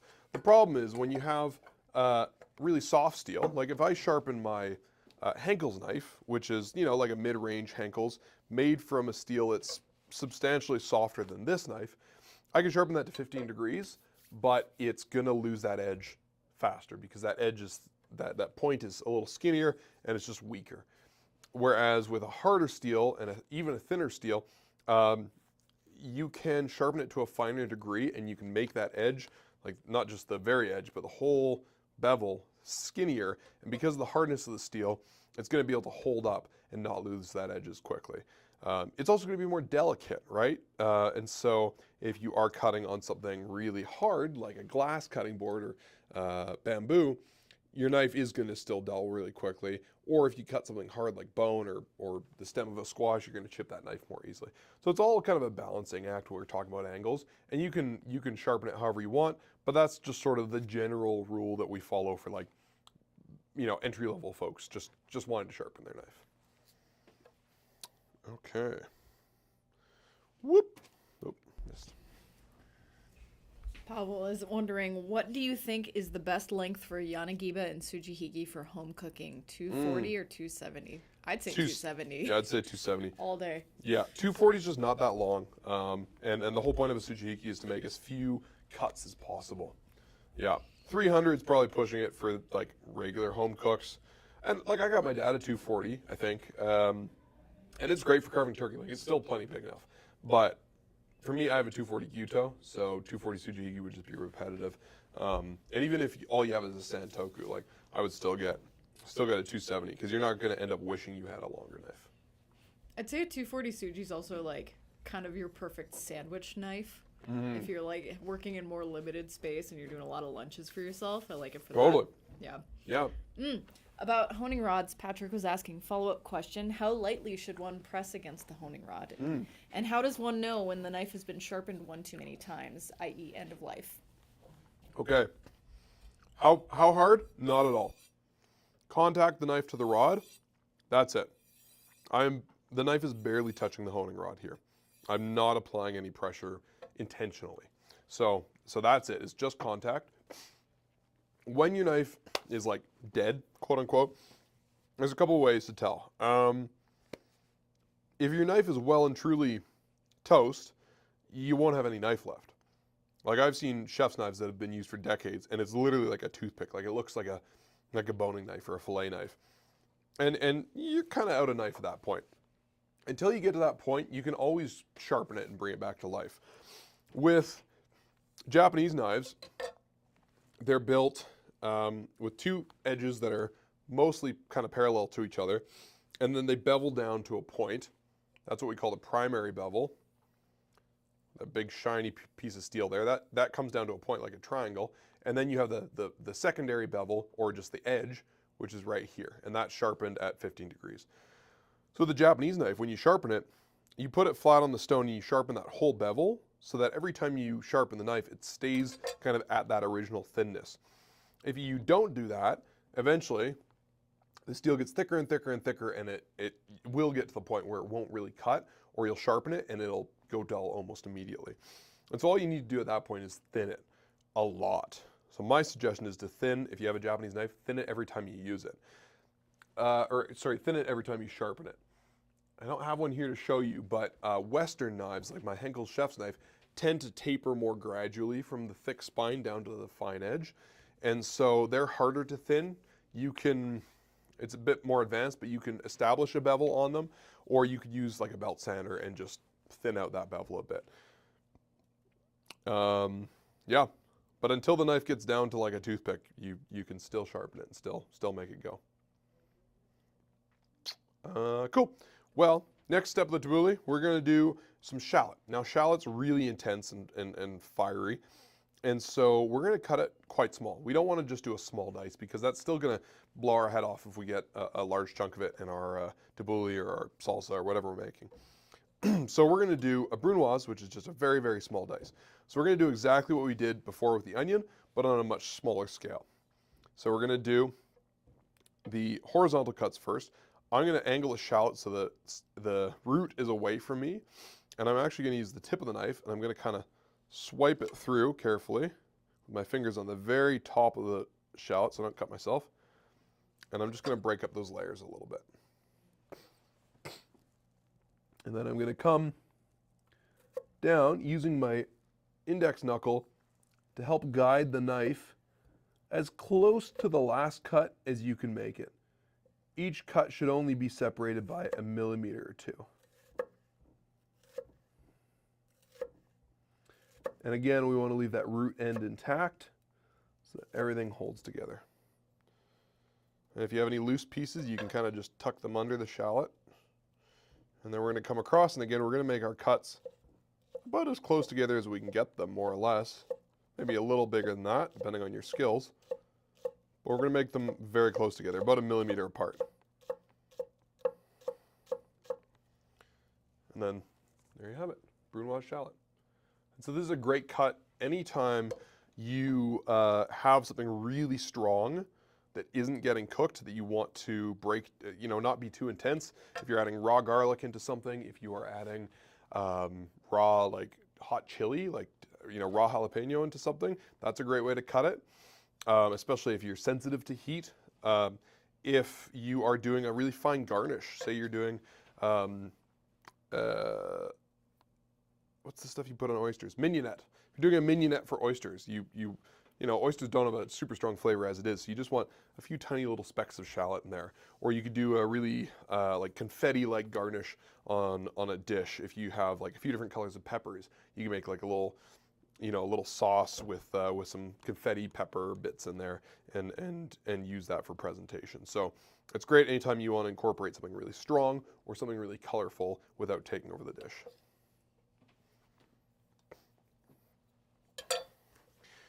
And then we're going to cut some parsley, because parsley is pretty important to tabbouleh. We're going to do this 2 different ways. I'm going to show you the way I learned to do it, and then I'm going to show you the way I do it.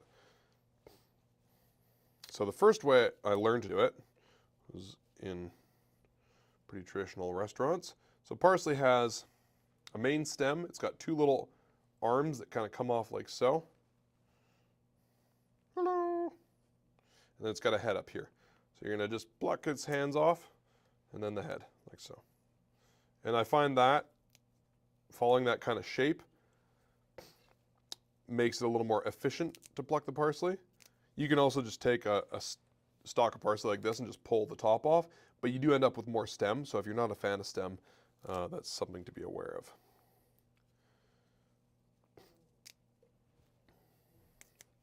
And then we're going to just go until we have sort of our desired amount of parsley there. And we are going to push it all together. Now, what we're not going to do, first of all, is we're not going to make lawn clippings, which is what a lot of people do to parsley, including a lot of professionals who should know better. I learned to cut parsley in school by going like that, rocking my knife over it, and over it, and over it, and over it, and over it, and over it for about 5 minutes until there was nothing left, and my cutting board was stained green. And we just had these tiny little microscopic flecks of nothing that tasted like nothing. And it's just a waste of good ingredients. Parsley is delicious and has flavor, believe it or not. And it's a really beautiful addition to a lot of dishes. But if you hammer it, there's nothing left. So we're going to take our pile of parsley. And we're just going to kind of scrunch it down and push it all into itself until we have kind of like a dense ball. We're just going to keep our fingers tucked over it so it holds together. And then, now watch our fingertips. We're going to be careful here. We're just going to slide our knife gently. We're not doing this hammer motion with the knife. We're just sliding it gently across, similar to that Brunoise. Make our cuts fairly close together so we do get fairly small pieces, but we're not going over it and bruising it. We're just doing one cut. And then you end up with what I think is the perfect size piece of parsley, right? Because it's enough that you taste it and you see it, and they're not giant pieces that overtake things, but they're also not these tiny little flecks that you can't recognize. If that's a little too big for you or the application you're doing, you can go over it a few times, but instead of like whacking it and pushing our knife into the cutting board, we're just gonna gently come down a couple of times. And we're not pushing down with our hand because this twisting and pushing motion can actually dull or even chip a knife. We're just gonna keep our fingers on top of the spine so that it doesn't bounce back up at us. There we go. Ta-da! How are we doing? We got some parsley hate in the comments? No parsley hate. No parsley hate, I'm surprised. I like parsley. I love parsley. I think cilantro is like the real divider. Oh yeah. We did have a question from Kim. She was asking, which vegetables are you able to fabricate and freeze for food prep at the beginning of the week? And are there vegetables that don't keep very well in the fridge and freezer? I would say ones that freeze well are more like rooty, kind of like tube vegetables, like potatoes and squash do really well. I never put like fresh green things in the freezer. Like those are just going to turn brown and be kind of sad to heat up later on. Yeah. Usually tomato sauces freeze really well too. Yeah, cooked stuff obviously. Yep. If you are looking to do a stir fry, what you can do if you do have like green things or even carrots that don't freeze super well is get a big pot of boiling water going and put everything into that pot of boiling water for like 30 seconds and then strain it and throw it into ice water and cool it down. And basically you're just blanching, you're just like par cooking it. And so that's something you would often do before stir frying anyways. And it kind of shocks it. I don't know the science behind it, but it kind of like preserves it a little bit. I did that for some broccoli recently and froze it and it came out fine. Not as good as fresh broccoli, but pretty good. But that's a great way to freeze peppers, onion, carrot, anything that doesn't hold up super well to freezing. You can also like, because I do my meal prep on the weekend. Like I have a young kid, so there's just no time to cook during the week. And so I will pre-cut about 4 or 5 days worth of vegetables and I'll put them in a yogurt container. So if I'm making stir fry, I'll cut all the vegetables for one stir fry. Well, I'll cut all the vegetables for 5 stir fries and then I'll portion them out into like one or two containers per dinner. And if your knife is sharp, they will last way longer in the fridge than if your knife isn't sharp. Same goes for like lettuces and stuff. Like you can cut lettuce and keep it in the fridge for several days or a week, but if your knife is dull, you're gonna bruise it and it's gonna turn brown 10 times as fast. So yeah, make sure your knife's sharp and then you can just keep it in the fridge. Yeah. Okay, this is how I cut parsley. Because I don't know, I guess we say I'm parsley pilled. I learned in school and at work that you shouldn't eat the stems. So we would pick all the beautiful leafy parts off, and then we'd throw the stems away. And then one day, Parsley Morpheus came to me and gave me the red pill, and woke me up from the Matrix. And now I eat the parsley stems. I eat the parsley stems just because I'm lazy. I don't want to pick off the leaves. But there's also no, like, what's wrong with parsley stems? Nothing. Exactly. I just like leave it tied together and then Exactly. So that's what I do is, now the stems are kind of stringy, so you just need to cut them small. So I just pass my knife across them, cut them up like this. And you know, if you have a presentation where you don't want the stems, like you are serving oysters or risotto and you just want the really delicate leaves, that's fine. But you don't need to throw the stems away. You can slice them up and throw them into your salad. They're great in salad. Or you can throw them into a stock. Again, if you have that bag of stock stuff, feed them to your guinea pig. Do whatever you want, but don't throw them away. But when I'm doing parsley for most, like if I'm just chopping up some parsley to go, I don't even know what I would use parsley for, on top of like rice pilaf or something, I'll include the stems. And I often just throw like parsley stems and all into salads because it just adds more flavor and more herbaceousness to it. So yeah, I use the stems in almost everything that I use parsley for. Give it a try.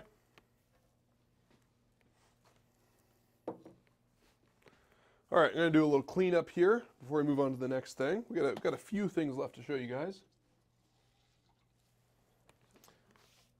We're gonna do a couple precision things, kind of garnishy tricks. Yeah, I think 3 more things and then we're mostly done.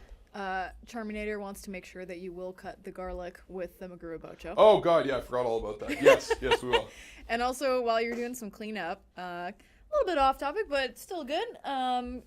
Kinetic Cyan wants to know, what 5 knives should I have in my kitchen? You know what, I was going to talk about shapes anyways, so you should have something mid-size, either a Gyuto or a Santoku.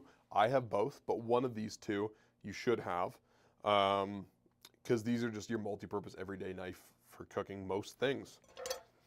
You should have a smaller knife that you are comfortable using in your hand for doing jobs like trimming up fruit or potatoes.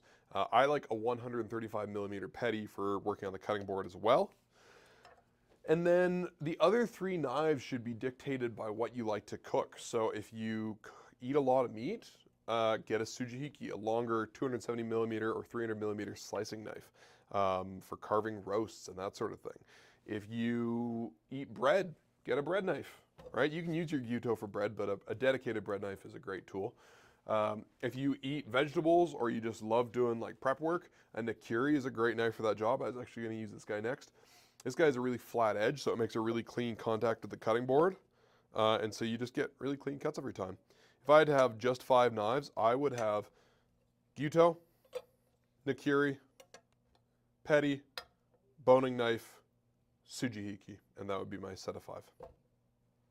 What about you, Sky? 5 knives? Yeah. Ooh. I really stick to using like one Santoku as my main knife, bread knife for utility. I like to have something long like a slicer around. I never pick up a petty, like ever.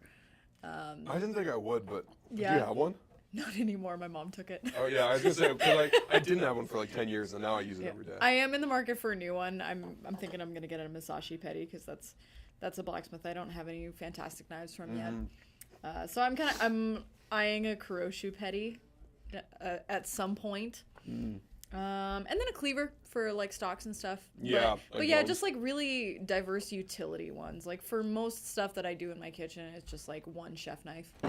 Yeah, I could do everything with a Gyuto. Yep. And maybe a petty knife if I was getting particular. But no, I have like 10 kitchen knives in my kitchen. So do I need all of them? No, but they're pretty awesome. I enjoy having mine. Yeah. Yeah. They're nice to look at. Okay, we're going to use an Akiri.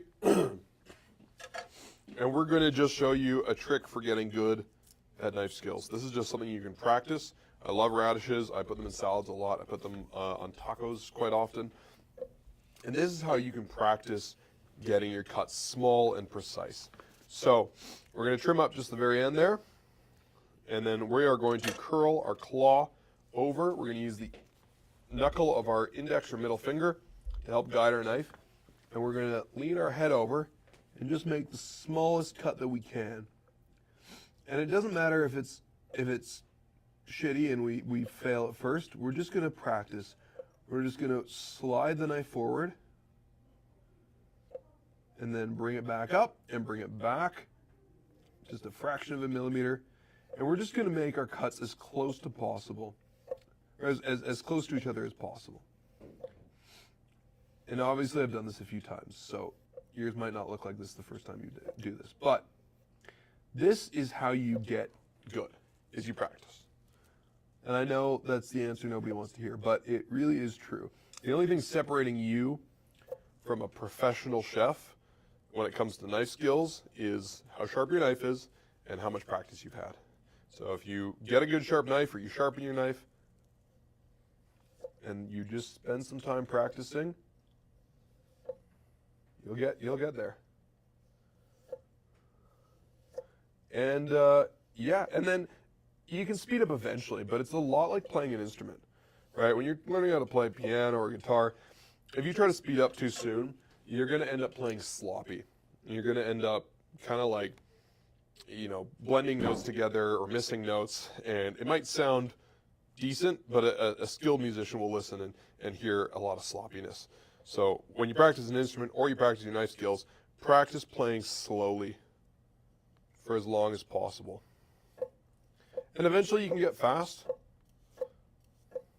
And I actually find that once I get into the right rhythm, I actually am a lot more precise when I'm fast, for example, making slices with a radish, because I've had that practice, my cuts are a lot more consistent when I go at a faster pace.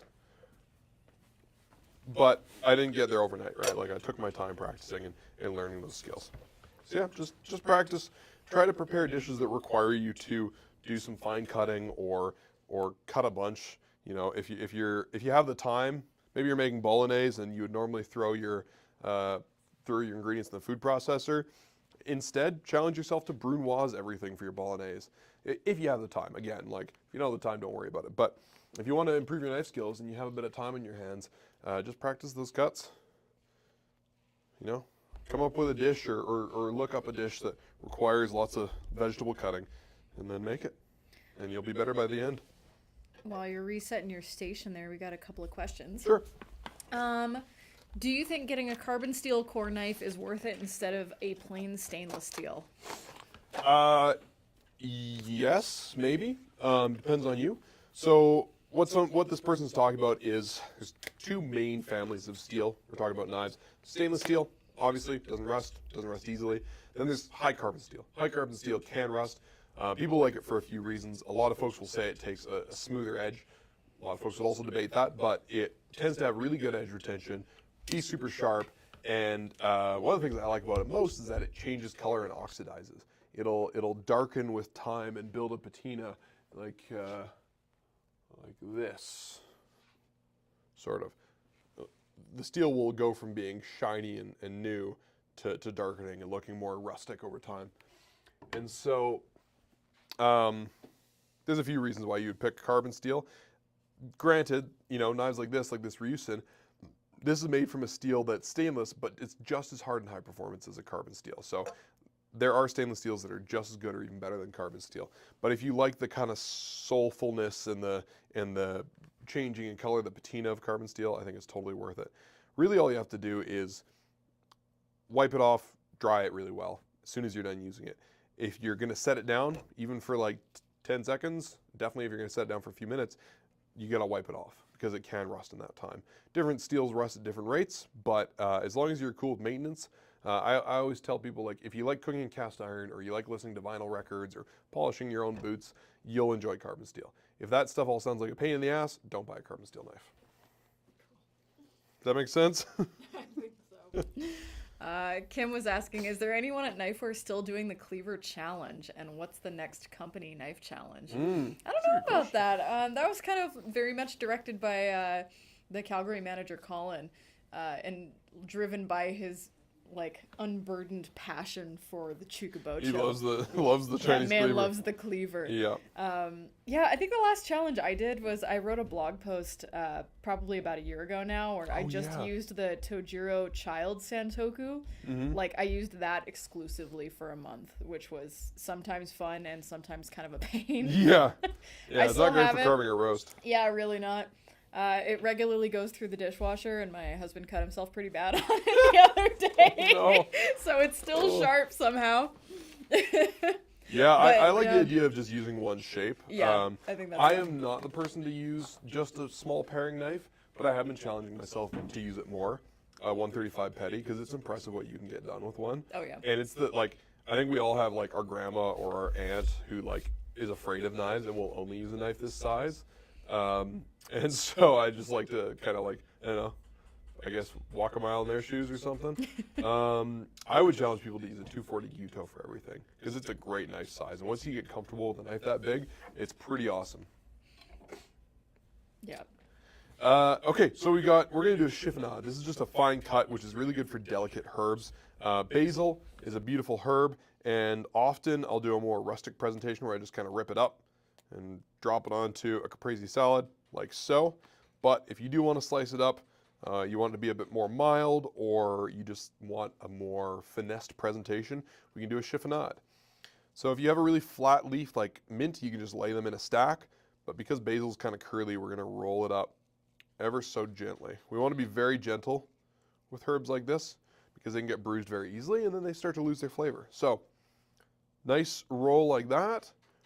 And we're just going to very carefully slide our knife over it, using as little pressure as possible. Again, making our cuts as close together as possible. And this is not something you can do with a dull knife. I worked with a lady who never sharpened her knives and just thought sharpening knives was bullshit. And her basil chiffonade always was brown and disgusting by the time service started. And mine always looked super fresh, even if I'd cut it the day before. Because my knife was sharp. And so, there you go. Nice and easy. It's really a simple cut, but it is a really great way to just kind of like elevate herbs, and then you can just kind of gently detangle it a little bit. And if you do a good job, that'll last for a few hours at least in the fridge. So if you are preparing stuff for a dinner party and you don't want to be doing things last minute, which, you know, ideally you shouldn't, then you can just use that as a garnish, but you can cut it ahead of time. Yum. Okay, and then I guess the last skill I have for today, before the Maguro Bocho garlic, because obviously that's the showstopper, I'm going to Supreme Citrus. This is another presentation cut that I really like for garnish, for fancy dinner parties. It's also how I cut oranges for my 10-month-old daughter, because she's, you know, has like 4 teeth barely. And so membrane on citrus is a choking hazard. Whoop. And so supreming citrus is a really great way to cut it if you are starting your kid on solid food. So basically the goal is to remove all the peel and all of the pesky white membrane with your knife and end up with just the fruit. So we're going to start by taking the bottom off. We want to cut off enough that we see kind of a full ring, full circle of the orange, and then we're going to cut the top off as well. And then we're going to put our knife just behind that white line where the fruit ends and the peel starts. And we're going to start with the tip of our knife. Now I'm using a petty knife for this. I use a Gyuto for it. I use a Nakiri. You can use pretty much any knife shape. But a lot of people feel more like they have more control with a petty knife. And I angle the knife kind of outwards, and I'm going to follow the curvature of the orange. So I'm going to cut forward and around at the same time. It takes a bit of practice to get the hang of. Basically, I slide it like so, and then I draw it back. And you want to make sure you tuck in at the bottom of the cut. Like so. And you want to be careful you don't cut off too much fruit, but you also don't want to leave behind the white pith. And so it just takes practice. You won't be perfect at first. I'm still not, and I've done this hundreds of times. Some people are more comfortable kind of sawing back and forth, but you just don't get as nice of an end result. You can just kind of see those saw marks in the outside of the orange, and so I prefer to do a clean stroke.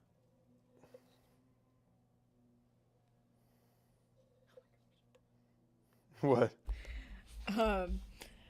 Charminator was asking me if we could tell the Ottawa guys that he said yes to the engagement knife, and I asked what that meant.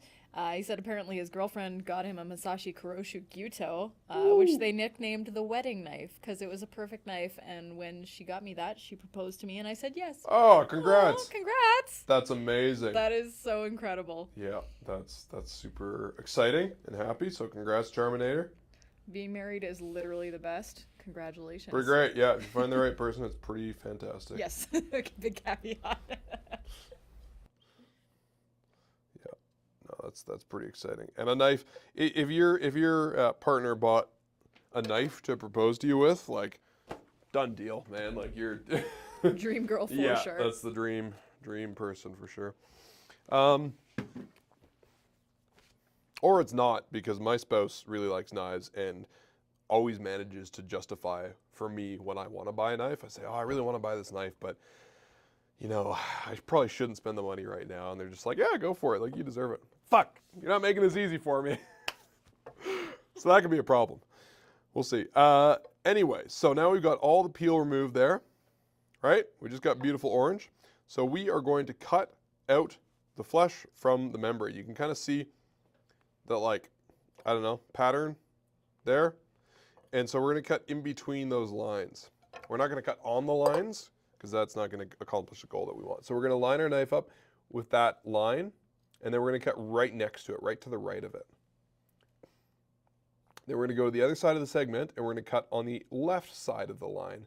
And then we are going to have a perfect citrus segment like so. And again, this is a really great way to feed citrus to kids that are under a year old. But it's also just a really beautiful, it looks great. And so if you want, you know, some like segments of lemon and lime to, you know, garnish some jerk chicken with, or you have a dessert, like you have like a, you know, a Grand Marnier custard tart and you want to garnish it with some orange. This is just the best way to do it. And obviously it's a little wasteful. I'm doing it over a bowl because you end up losing a lot of juice in this process. And so you can incorporate that juice into whatever you're doing. Or you can just drink it. But that's what you should have at the end. You should have, like, for anybody who's old enough to remember Rolodexes, you have like an orange Rolodex at the end. And then obviously you have this in the end, and there's lots of perfectly good fruit in that. So you could squeeze the juice out of it. You can feed it to your guinea pig. I like to slice it up. Whoop! Totally destroyed it. But I like to slice it up like that, and if you didn't destroy it, you can kind of like, some people will dry it and add it to homemade tea. I eat it. There's plenty of fiber. Ooh, that's a good orange. Whoo! Juicy and sweet. Sorry for all the headphones users. Rip. ASMR, eating orange with Nathan. There you go. Oh my God, excuse me. That was delicious. Okay. Let's see if we can get the sword out of the stone here. Does anybody have questions before we do the showstopper? Any comments? I think we're all caught up. We had the story. Somebody mentioned something about the microphones, which is something I know about. Oh no, what happened with them? Oh, it's just in one side of the headphone because it's not doing mono. because it's not. Yeah, it's not. Yeah. Yeah, other than it's that, like I remember when I got my first iPod. Like I got an iPod video forever ago. What is growing in this garlic? This garlic looks disgusting. When I got my first iPod, I would like listen with one headphone in school, and I'd like listen to the Beatles a lot, and it's always recorded in stereo, so you just hear like half of Eleanor Rigby. Yeah, it's terrible. Right. Yeah. Okay, we're gonna try cutting some garlic with this giant tuna knife, if we can get it off of the wall without injuring anybody. Oh, maybe we'll do it this way. Oh, that might be the move. Oh, I'm running into the background. Oh God. This is as difficult as it looks, if not more. Also, well, while you're handling. Woo! Okay, we're good. Nice. Trevor says he loved learning how to supreme an orange. He and the wife did the cut like a chef class in January. Oh, nice. That's awesome. Super fun. And you're still watching this video? Jeez. Thanks. I guess I threw in a few extra bonus goodies. The bonus goodies. I appreciate you tuning in. Philip says, Orange, you glad you're all caught up? Boo. Yep. Sure orange. And Jeff just turned in from Ecuador. From Ecuador, nice. Hi, Jeff. Cool. Good to have you. Yeah. And then Kinetic Science says, I think that is a sword in disguise. Yeah, I mean, tuna knife sword is not... The biggest difference is that this guy is... I don't know a lot about Japanese swords. I don't think they were single bevel. Naoto could probably tell me. But this guy is what's called a single bevel knife. So the knives I've been using today are typical knives that are sharpened on both sides of the blade. That's what most of us are familiar with. Some types of knife, including some traditional Japanese knives for cutting fish and sushi, are what's called single bevel. So it's a thicker piece of steel.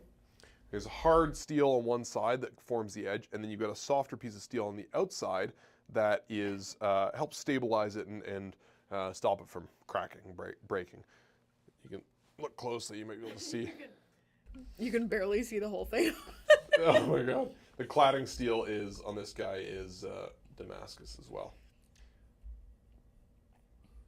So this is mod. This is our Maguro Bocho that we use for show. So we take it to like barbecue events and carve up briskets and do all sorts of goofy stuff. But this is a tuna knife. This is for when you're butchering whole tuna, basically portioning pieces into like smaller pieces. not for cutting bones or anything like that. Do we know how long this one is? 400 millimeters, I think. 400-ish, Terminator. Yeah, I've got this is a tape measure on my desk. If you want to grab it. But this is a medium boy.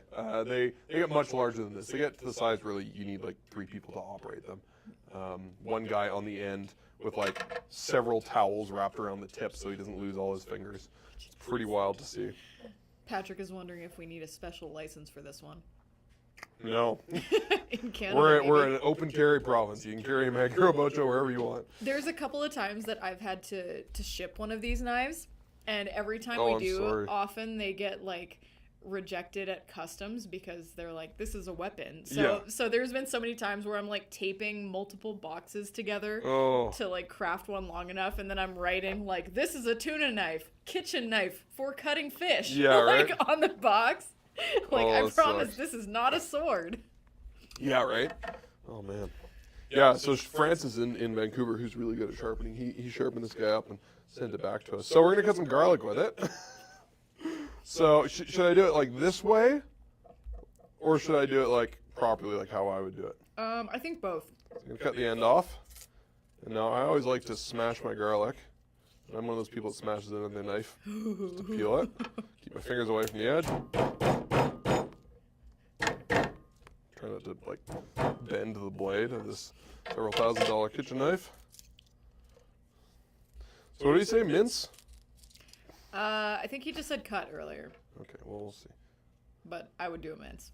Yeah, we'll do a mince. Okay, I think I'm gonna do it like this. Oh wow, that's very weirdly balanced. I might actually do it. This might be easier. Oh god, this is hard. This knife is very heavy, so it's very hard to be precise. I love that we have viewers that like us to do ridiculous shit like this. I love that we named this Knife Skills Basics, and if you're just tuning in... Everybody has a garlic sword in their kitchen. If you don't have your garlic sword, you're missing out. Okay, Charminator says mince, not just slice. Okay, that's, yeah, slicing is kind of boring. Well, yeah, it's not as thin as Polly for his spaghetti sauce, but oh my god, this is really hard. I think the hardest part, not to mention like, it's killing my forearm, but the, oh, there we go. The hardest part is like, you really have to lift it with a lot of strength to get it up over the garlic, but not so much that it comes down and cuts your knuckle off. Okay. Okay, and then we're just gonna do a little rockin' chopping. Knife Skills Basics, everybody. Thanks for tuning in. Oh, this is not easy. Just a regular Friday here at Knifewear. Yeah, right. I'll try this way. Yeah! Probably destroying the beautiful edge that Francis gave it, but yeet. Alright, they're skeptical that it's 400 millimeters. They're asking for a tape measure challenge. Hey, 400 millimeters is perfectly average. I'm gonna go find a tape measure for Yeah, you. the pen holder on my desk is a tape measure. All right, that wasn't so bad. Give me something harder to do, guys. Well, I really appreciate everybody that's tuning in today and watching this nonsense. I've had a lot of fun, and I hope you have too. Keep the questions coming. We'll have to take off soon, but maybe there's time to drink a beer before we close the show. Perfectly average. Yes. Knife measuring live stream. Okay, where are we? Remember, friends, it's not the size, it's how you use it. So we've got 1, 200, 300, 400, 500, 600. Did I say 400? Yeah. Oh, wow, yeah. It's way more. We do sell one that's 400, so I guess I just assumed this is the same size, but no. That's 600 millimeters. That's 2 feet. So that is 24 inches? Yeah. Yeah, look Yeah, at the in winner is fact, Jake. and this is Sakai style, so technically it's 25 because in Sakai they measure from the handle. Yep. So this might be classified as a 630 millimeter. Yeah, 2 feet. 2 feet of knife, guys, and I just minced. It's like a pretty good garlic mince. Not gonna lie. Cutting garlic with a tuna knife, as God intended. Right? Kinetic is saying, cut cabbage with a paring knife. Oh, if I had a cabbage, I would. Lordy gave me shit for always cutting cabbage on videos, so I stopped buying cabbage. But I like almost every video we make, I cut a cabbage because I love it's fun, cabbage. it's pretty, like it peels away nicely. Yeah. It just looks good, sounds good. Yeah. And you get to eat slaw.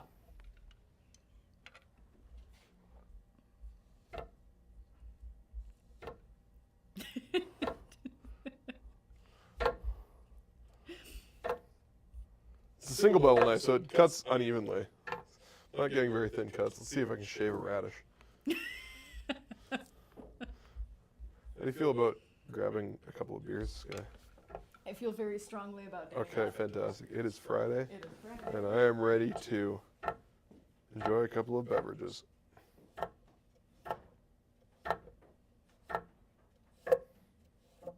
Okay, that's pretty good. We're getting pretty thin with this radish. Sorry, guys, I'm quiet. I'm focusing. Do you want Big Rock or Stumblebee? What Big Rock is there? Brown ale. No, I'll take Stumblebee. Brown ale's the best ale. No, I like just regular. Well, everybody's allowed to be wrong. Everybody still watching this crap? Yeah. 42 people. Oh, hello, 42 people. Well, happy Friday, everybody. We're gonna enjoy a beverage. We'll get to any more questions you have, and then we're gonna call it a day. Yeah. Do you sharpen this knife on a whetstone? This knife, yes. Yep. Yeah. No. Yeah! Woo! Fruit Ninja.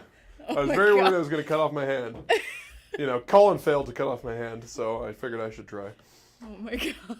Wow. Yeah, this guy is sharpened on a whetstone, but it's very difficult because obviously you want to sharpen the blade evenly, and so you kind of just do it in sections.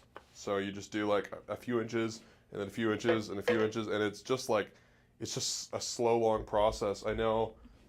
I feel like if you work at Knifewear, you deserve, we need a special merit badge if you've sharpened one of these. Yep. I have not, and I never hope to, but Francis did this one. He did a beautiful job. Sammy in our Calgary shop sharpened Darren's Maguro Bocho. Oh, she did too? I thought she did. Colin did it the first time. Oh, Colin did. I think I saw Sammy do it too, maybe. Yeah, I remember that day, because that was a stressful one. Yeah. It's you have to get all of your regular daily stuff done, and you have to sharpen a 600 millimeter knife. Well, because I remember when he came in, Darren McLean came in first thing in the morning. Yeah. He's I need this Maguro Bocho in an hour. Yeah, he was in the process of buying it, so I was like, well, you get to choose the music for the day. So he put on his favorite album, and then I think it was the next day it came back because it had chipped on the because he had some crazy expensive tuna that got flown in. Yeah. And so yeah, he came back and the lady was there, and we had 5 days of sharpening piled up at that point. Oh no! Because it was a lot. So Colin had the wheel away from the wall, and he was just and the lady stayed there to watch us because she was chef needs it now. Oh my god! And it was an intense day. Oh god. Yeah. That's awful. Sometimes I miss working in the store because it's pretty fun in there, but then sometimes I'm really glad that I never have to sharpen one of these while somebody watches me do it. Kim says, as the resident Zoomer in the chat, I'd guarantee that you'd become TikTok famous if you became a viral food TikToker with a tuna knife. We're working on it. Yeah, we're trying. Hey, that's an idea for TikTok, so we could bust out the Maguro Bocho to do some dumb things. I want to do that. I also worry TikTok's going to kick us off because TikTok hates weapons. But we you know get what? Flagged super frequently. Screw it. Let's try it. Yeah. Yeah. This is really fun. Okay, new knife challenge. Colin, if you're watching, the Chuka Bocho challenge is out. The Maguro Bocho challenge is in. You have to do all of your cooking for a month with the Maguro Bocho. You missed it, Nolan. I minced garlic. I'll watch the live stream. I thinly sliced some radishes. Yeah. Watch the beginning on my lunch break. Yeah. Is that a Jar Jar Binks shirt? No, it's Rick and Morty. Oh, okay, that makes sense. Jar Jar Binks, come on. Worst Star Wars ever. Do we still have the 400 millimeter Karochi Tsushime Maguro Bocho? That's a great question. Yeah, I mean, if it doesn't say out of stock on the website, then the answer is yes. Maybe for the garage sale. Yeah, probably not. That sounds like a really beautiful knife that would probably sell really quickly. We did used to have some really crazy ones, but I think they all sold. There's a 540 in the warehouse still. We have a 540. Yeah. Oh. Ottawa has one as well. Apparently we have a 540 in the warehouse. This is a 630 or 600 if you measure it from just the blade. This thing's so much fun. I don't want to put it away now. Probably should because I'm drinking a beer. Nah. Nah, you're Knives fine. and beer are a great combo. Yeah, Trevor's wondering if Colin ever bought the Sakai Tall Bunka. Yeah, he did, didn't he? Yeah, I think so. Yeah. We could ask him. He's here today. Yep. An actual question. What common knife do you recommend for meat, steaks, and prime rib? And people are already answering Sujihiki. This one. That is the, or this one. Yeah. This one only. Okay, hold on. Oh. Oh, God. Yeah, for meats, I would definitely say a Sujihiki if you're just like portioning out steaks or trimming up a brisket and stuff like that. Yeah, long, skinny slicing knife. I don't have one here, but it's just the best knife for the job. If you want to not have a ton of knives, like say this is your first Japanese knife and you want one with more utility, get a 240 Yuto. Yep. Nolan's nodding yes. It's a very versatile 10-inch chef's knife, but it's also great for steaks and bigger stuff. Like I use mine to cut brisket, and it's pretty good. Awesome. Well, should we wrap her up? We all done? Yeah. I think so. I think we've done about as much. See you guys. Have a good week. I think we've done as interesting as a thing as we can, and it's going to be all downhill from here. So, might as well die a hero. Batman quote, whatever. All right. Yeah. Thanks, that everybody. was a great one. Thank you for tuning in Appreciate all the way y'all. till the end. Don't forget, Knifewear Toronto opening soon. Probably in 2 to 3 months.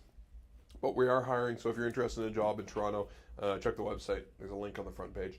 And yeah, stay tuned tomorrow, or on Monday, we got a video where Lordy watches people with questionable knife skills on TikTok and helps fix them.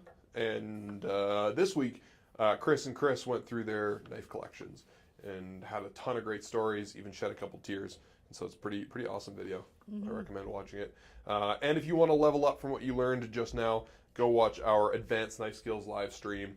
It's on our live streams playlist. It's only from a couple months ago, so it's pretty easy to find. And yeah, thanks everybody. Have a great weekend. Awesome. Bye. Peace.